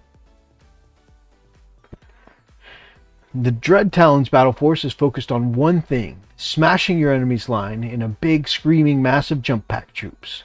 The new Chaos Lord with jump packs leads a wing of 10 raptors to spearhead the assault alongside a terrifying demon prince. I assume also the one with wings. While 10 cultists, a use of a cursed cultist, a dark commune, hold down the fort for their profane masters. That's pretty cool. Yeah, jump pack captain with 10 raptors would be pretty awesome. I wonder if they can. I feel pretty confident that they'll be able to lead Warp Talons too. Lots of chaosy goodness here. Some people are upset that to get currently both new Chaos Lords, you got to buy 2 box sets. But I'm sure it's just a matter of time, and both of these Chaos Lords will be available individually in the future.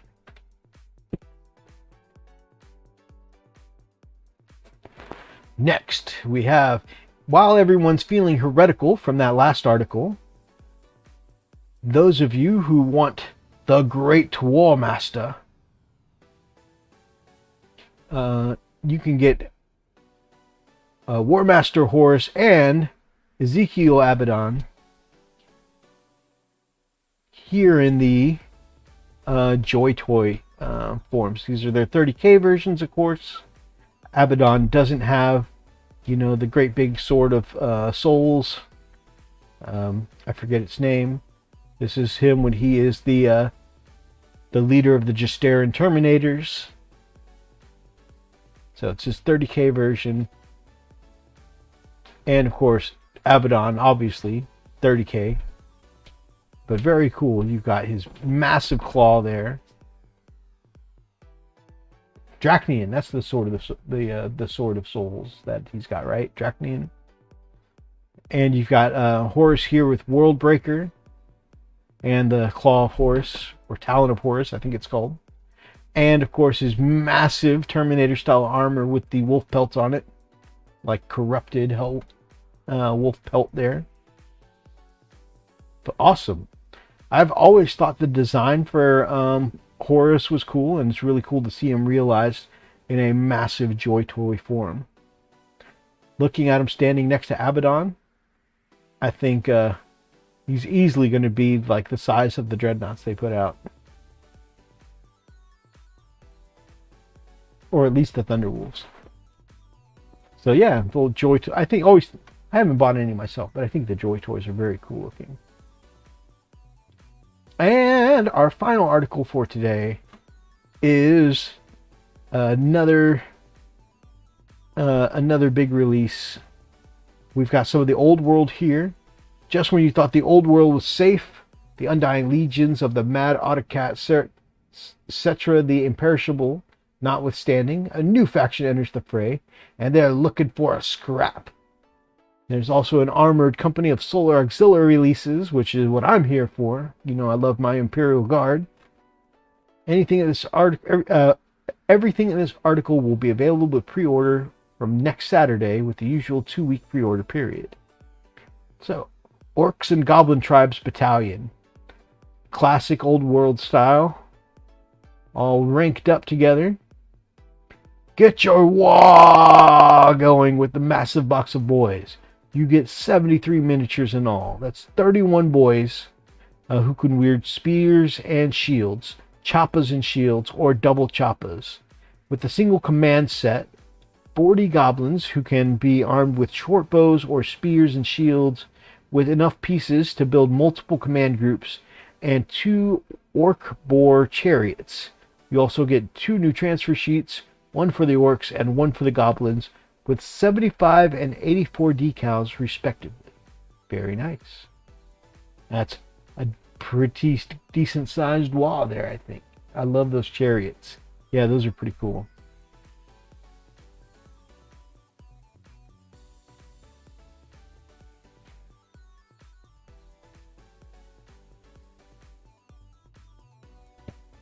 And G, can you say snake bites?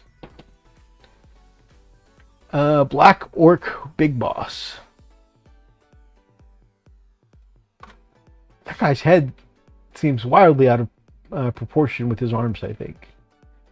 The unruly mob of orcs needs someone to batter them into shape, and there's no one better at smacking heads together, friend or foes, than Black Orc Big Boss, a suitably imposing new character clad in fearsome iron armor.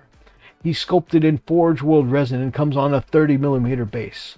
All the better for ranking up with the boys. The Orc Boss on Wyvern. The first of the returning Orc heroes is a favorite who has been remastered in Forge World resin for easier assembly and better modeling experience. Though it still makes use of the classic plastic dragon wing sprue, the Orc War Boss on Wyvern is ready to swoop from the skies and poison your enemy with great sweeps of its stinging tail. Swooping is bad. The Troll Hag is a behemoth character with magical abilities and access to a unique spell lore. Her hulking miniature, sculpted in Forge World resin, reflects her in-game prowess with the new Arcane Journal, and she is a must-pick for any troll-centric horde. I just realized they had gone away from using the phrase Forge World for a while, but now it seems to be that they're coming back to it in describing their resin. The Orc and Night Goblin command sets. These two groups of August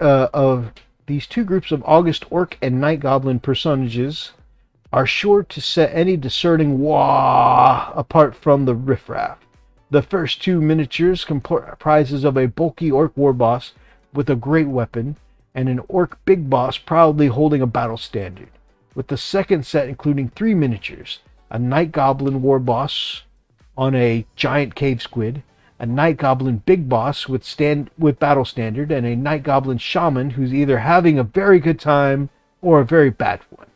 They're all made of Forge World resin. Now, I can see why this shaman is having either a good time or a bad time. It's hard to tell. The big boss with the standard, or the boss with the great weapon. Those are some nice melons. I hope it goes together easier now. Never had the wyvern.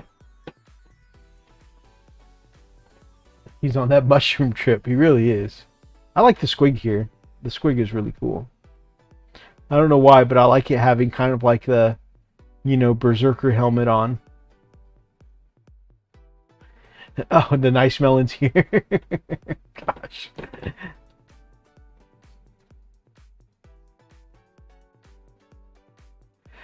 Classic Orcs in plastic. 2 classic Orc kits are returning in plastics. The Orc Bosses and the Orc Boys mob. The first of these 2 highly customizable Orc leaders, one mounted on a war board, the other marching on foot, with options for a banner, paired or single choppas, a cavalry spear, shield, or a great weapon, on top of choices for heads and accessories. People love customization options, so the fact that it's not monopose, the fact that you're going to get bits, I think people are going to love that. Very, very cool. The Orc Boys mob is, meanwhile, the same unit found in the battalion box, 31 Orc Boys with choice of weapons and a set of command options. Both boxes include the new 75 decal Orc transfer sheet. And classic Orcs in metal. 3 further classic Orc sets returning in metal. Orc Biggins Command, and the Orc Shaman with Bone Staff, who many argue is the genesis of the modern Warhammer Orc.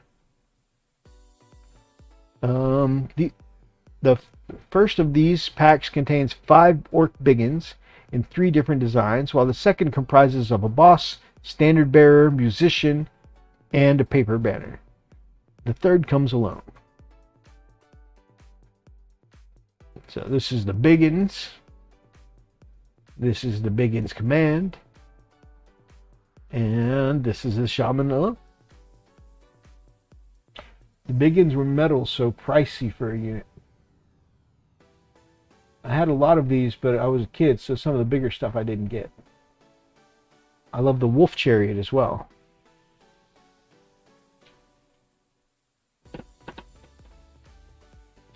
Oh yeah. Oh yeah. I love the Wolf Chariot. Classic goblins in plastic and metal. Look through these. Very cool. I got to say, these goblins look so much more threatening than, you know, than a lot of the grots from 40k. Kind of makes me want to just get some of these to use as grots. I've always loved the Goblin Wolf Riders. Again, even when I wasn't playing Warhammer. And then the Chariot, it's so cool.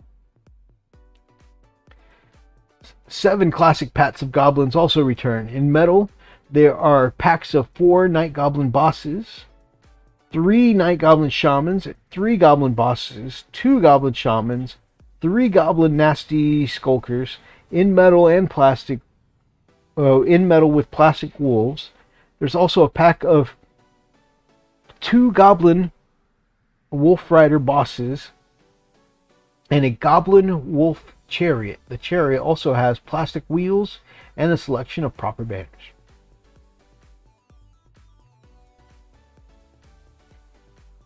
Classic orc and goblin gubbins in metal. The Green Tide continues with 7 additional packs of returning classics again in metal. There's a pack of 2 common trolls, 5 Badlands ogre bulls, including a standard bearer and a paper banner, 4 bases worth of snotlings, a goblin rock lobber, 3 crew, an orc bully, goblin bolt thrower with 3 crew, a goblin doom diver catapult with 3 crew, and snotling pump wagon.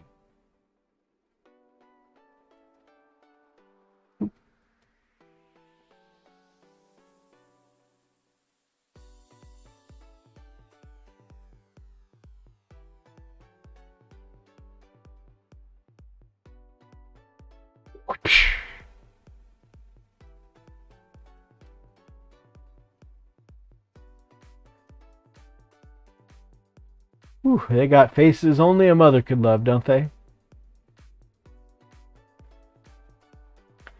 The Giant and Bone Grinder Giant. Grind his bones to make your bread. You know, that kind of thing. 2 giants return in Forge World resin. One remastered brute, the other standing tall as the largest miniatures in the old world. The first of these giants was formerly made of metal and comes with 2 head options. The second, the Bone Grinder Giant, is a towering model with an awesome profile to match, detailed in the new Arcane Journal.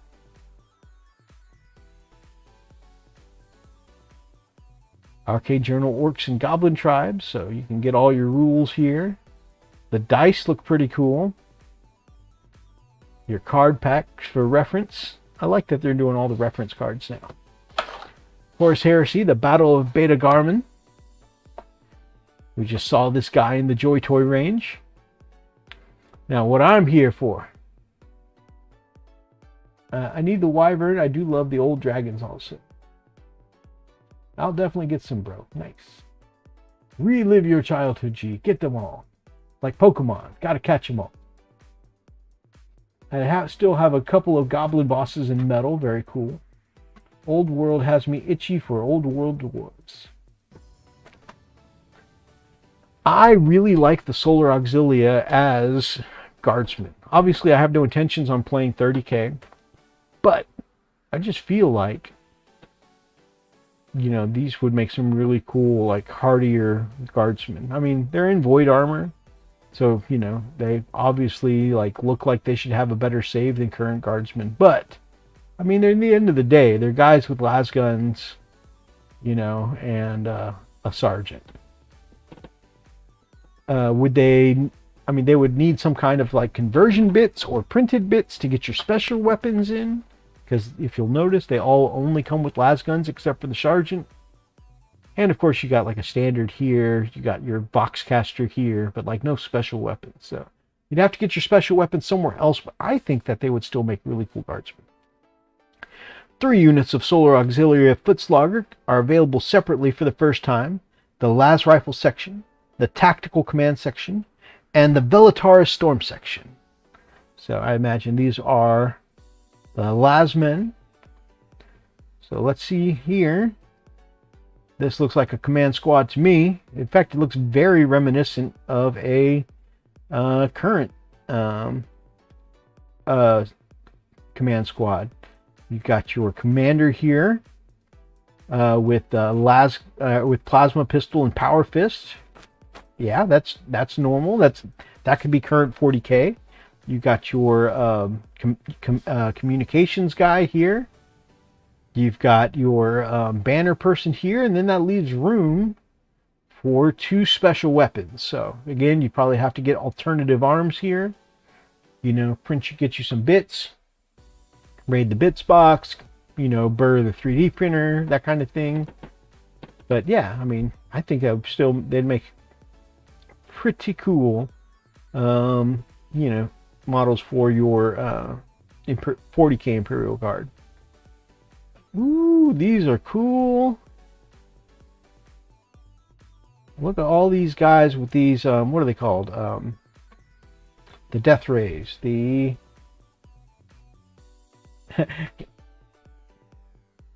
cough. Seen 3D prints. Cough. Yeah. 3D prints. Yeah, like I said, I mean, they have done, I mean, there have been alternative Solar Auxiliary out for a long time now. And yeah, lots of versions of them to use in 40k too. All these guys look like they have, gosh, what are they called? The Death Rays. Double Volkite. All these guys with Volkites, I think, would make great plasma troopers. Then, you know, if these guys are your plasma troopers, and you stick them in as the special weapons for your lasgun guys, and boom. I think they look really cool, though. And this is my favorite thing. Like, I love the infantry guys. They look really cool. I would love to have them, you know, as a unit of infantry in an Imperial Guard army. I say that I'm kind of, you know, set like with the look of my infantry at the moment. But the Malkador in plastic now. This is cool. The Malkador is a really cool tank that is a Forge World tank. It's been resin for a long time, and it is out in plastic now. Ooh. Dating back to the wars of the Age of Strife on ancient Terra, the Malkador is a hefty tank that's surprisingly fast for its large size, and absolutely bristles with armaments. These include 3 different turret options, 6 choices for the whole weapon, and 5 pairs for different sponson guns. The pick of 3 pintle-mounted weapons, or none. There's also a tank commander with choice of 2 heads and other assortment upgrades. It comes with 180 decals for the Solar Auxilia vehicle markings. Okay, so I love that the Malkador is finally in plastic, but it makes me nervous because when the Space Marine 30k tanks and other stuff finally went plastic, the Dreadnoughts finally went plastic, all that good stuff, they lost their 40k rules, got sent to Legends. So I'm wondering if we're going to have the Malkador taken from the Imperial Guard now that it's out in plastic. So I will not get one right away, but I'll think of them or print. I will not get a Malkador or print a Malkador right away. But we'll see. The Malkador currently still has a 40k data sheet. We'll see if this one ends up going to Legends 2 the same way all the Space Marine stuff did when it went to plastic. The Solar Auxilia Leman Russ and Strike Tanks. I do like their Leman Russes. You would have to either, again, bits box, buy, or print some sponsons on them. Or you could leave them bare, but in the current age of of 40k, you're really just kind of like underpowering yourself if you're running with no sponsons, because all weapons are free at the moment. And it's just nice to have the extra bit of firepower. But I love the look of these 30k Leman Russes, and I think they would make a great addition to a 40k army. On the other hand, this Dracosan armored transport, a transport with a massive demolisher cannon at the front. It looks amazing. I would love a 40k equivalent of this. I don't think they'll give us one. But look at that. It's a transport with a demolisher cannon. What's not to love? I love demolisher cannons. They are maybe my favorite Leman Russ version in 40k. 30k has me jonesing. Yes, 30k comes out with such sexy models. The Dracosan is large enough to accommodate a full-strength Solar Auxilia rifle section of 20 troopers. Wow, a transport that holds 20 troopers and is well armored enough to protect them from all but the most intense enemy fire.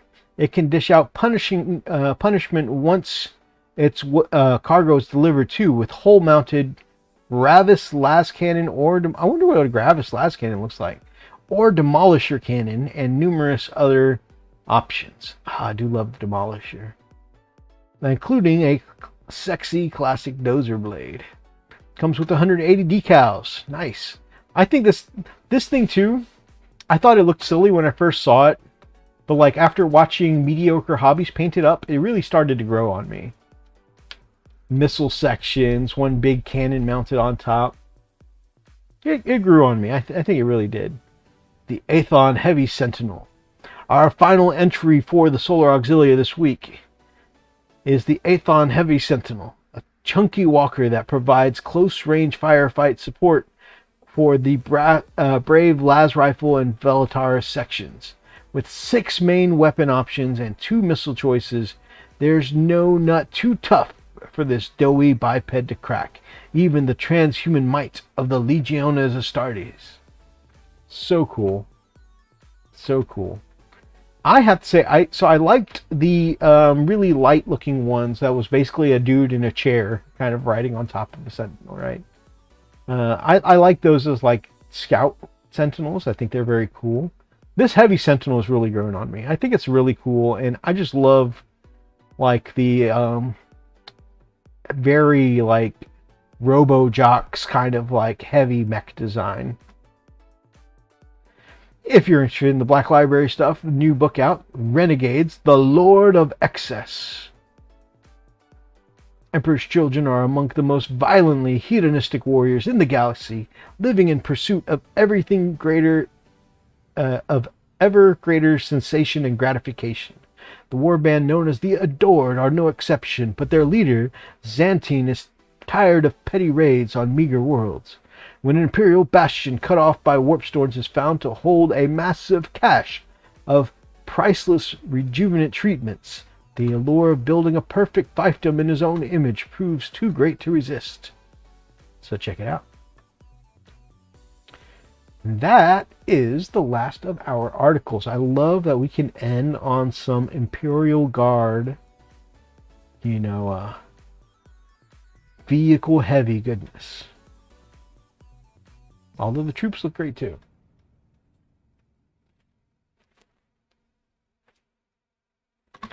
Hey, just in time. We've got 10 minutes. We got just a couple pieces of art of the week. Guys, every week, every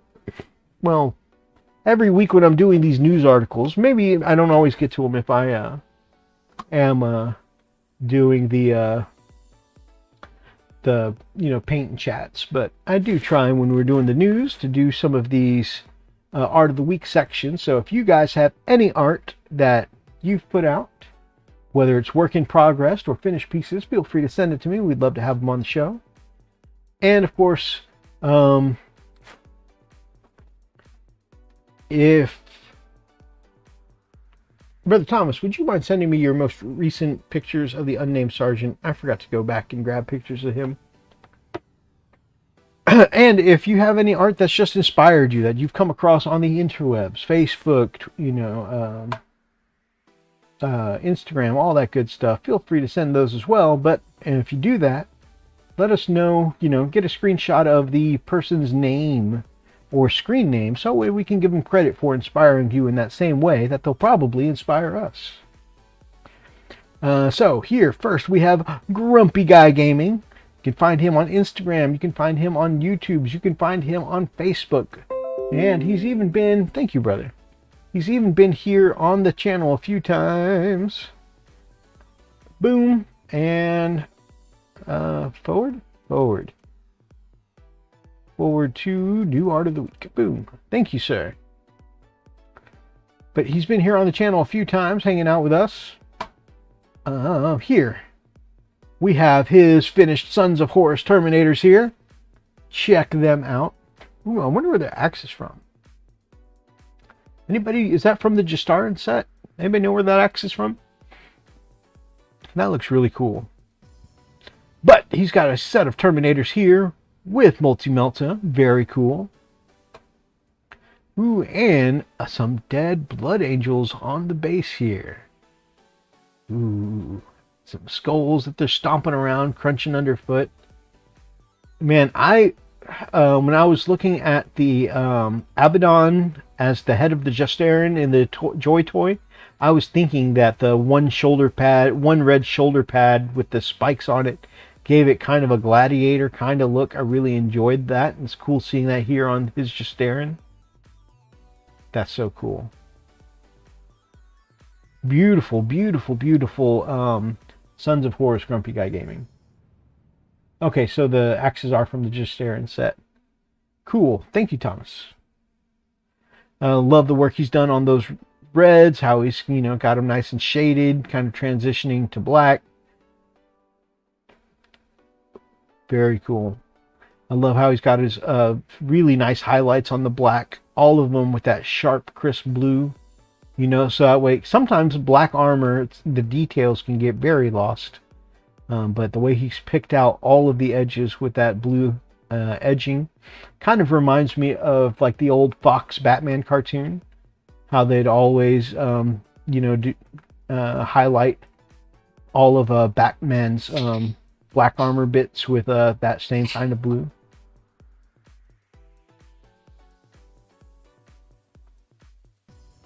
You can find him at his house, but he might be grumpy because you just rocked up. I mean, that's true. We could always go back and end on the orcs and goblins. We could do that too, my brother. We could do that too. Love, love, love the shading and the detail on his banner here. I've never been a fan of banners on the back. Just feels like he walking around with it, trying to fight with it, trying to, dodge someone and, mace to the face somebody with his big club. It would be unwieldy on your back. However, when I do see someone painted up well, it makes me wish I did things like these, because it looks great, and it just kind of adds to that kind of billowing profile with his standard and his cape, just kind of flowing there, his headpiece. I love that the Terminator here's got like all these like leather bits here, kind of adding to that almost like gladiator or centurion kind of look. And of course we got those beautiful highlights making that blue armor shine, or that black armor shine. Well done, brother. Really well done. Grumpy makes me want Sons of Horus, right? Kind of makes me want Sons of Horus too. This one, credit goes to the badass in the chat, Hellworks by Hellchild. Got some Dark Angels goodness here. Got a cool sword. Got a sensor hanging from the belt. Love that helmet. And I love that underneath. So this guy had the winged helmet, took off his helmet, And I don't know if he was wearing the hood underneath the helmet or if he pulled it up. Maybe he didn't like that wind on his bare head. But I've always thought the armor with the hood is a really cool look, and I've always loved these swept wing helms. So overall, I love this pose. I love the kit bash here, brother. It looks awesome. I can't wait to see you paint them up. Side view here. Again, those swept wings here on the helmet. Very cool.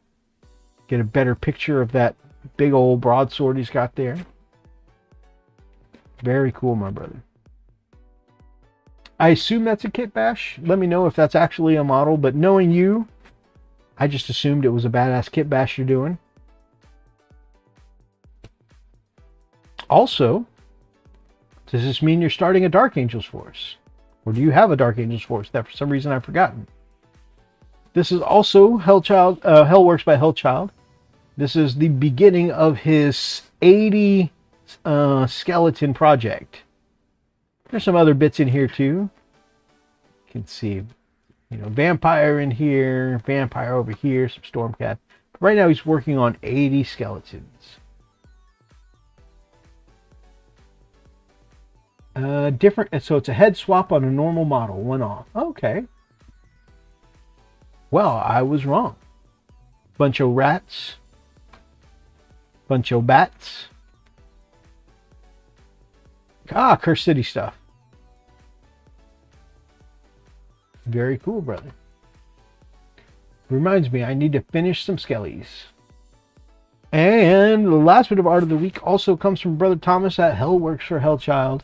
And this is his March from a Crag entry. He's gotten in there and he's done some weathering. You can see with some oils.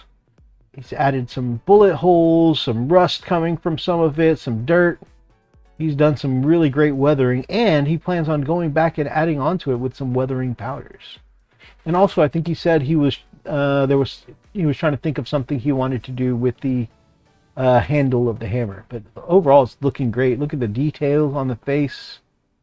Definitely you can see lots of different colors went in there. So he's got some tonality going on. Love the details on the helmet. Yeah, it's looking real good after the oil washes, but great work. Definitely like how you added the extra weathering to like where the piercings on the armor are, like the outside, the shined areas of the ceramite, are just like keeping the weathering and the rusting away, but like where some bullets and whatnot have managed to make some penetration here, it's no longer that protection, and like some of the rust starts to set in. Crimson Court, some Sigmarites. Very cool. You got some big projects going on, my brother.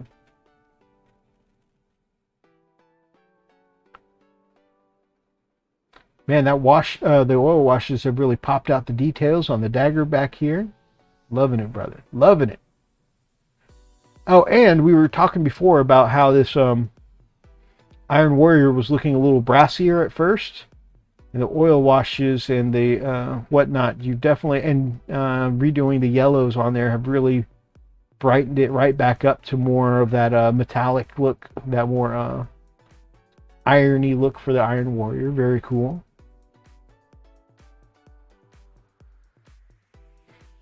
Yeah, I think this, by the way, was an experiment for Brother Hellchild. Not a lot of experience with oil washes previously, but man, you can definitely say he's getting down with the oil washes now. So, really, really great work, my brother. And what perfect timing. That brings us to 10:58, guys. That brings us right to our end. We're going to go back to the solo chat. Ka-chow, as Uncle Adam would say. So this week, got my 6 Ultramarine guys here, my March from a Crag Vows. Just need to put some decals on them and seal them. That is the project for this weekend. That's what I'm going to do. Thank you so much for everyone who submitted art of the week. So thank you, Grumpy Guy Gaming. Thank you, Brother Hellchild. Looking back over, is there anyone that I forgot? Nope. Hellchild and Grumpy Guy Gaming. And if anybody wants to share their work on Art of the Week in the future, please let me know. But we had some good looking stuff today. Lots of cool articles. I loved the new Chaos stuff. It looks cool. Obviously, I'm a big fan of the guard stuff there. And the thing I'm most excited about is the Halo stuff looks fantastic, guys. So I definitely recommend you guys head over to Mantic and check out their pre-orders yourselves. And of course, we dropped a link earlier for the Badger airbrush sale. That flash sale is only lasting through the length of Adepticon, and you can see that you're saving easily half or more off of each of their airbrushes. So massive deals there. So guys, let me know what your favorite of the reveals or topics that we talked about today were, because I think we had a lot of good news today. And of course, had a blast chatting with all of you folks in the chat. So thank you for chatting along with me and keeping me comfy tonight. It was, like I said, a long week, especially after, again, last night, a 6-hour drive back from Louisiana turned into a 9-hour drive. I was exhausted, and chatting with you guys, this was a great way to start my weekend, get my woosah in. So thank you guys so much. If you guys liked tonight's episode, please make sure that you grab up an ox and smash that like button in the name of the Emperor. Drop us some comments down below, and feel free to be a part of any of tonight's ridiculous conversations, and let us know what you liked out of all of the articles. And if you guys are not yet subscribed to any of the friends of the Frost and Fists, in the link tree down below, and if you're not subscribed to this guy, then I'd definitely love to have you as part of the pack here on the Frost and Fist. Until next time, guys, stay frosty.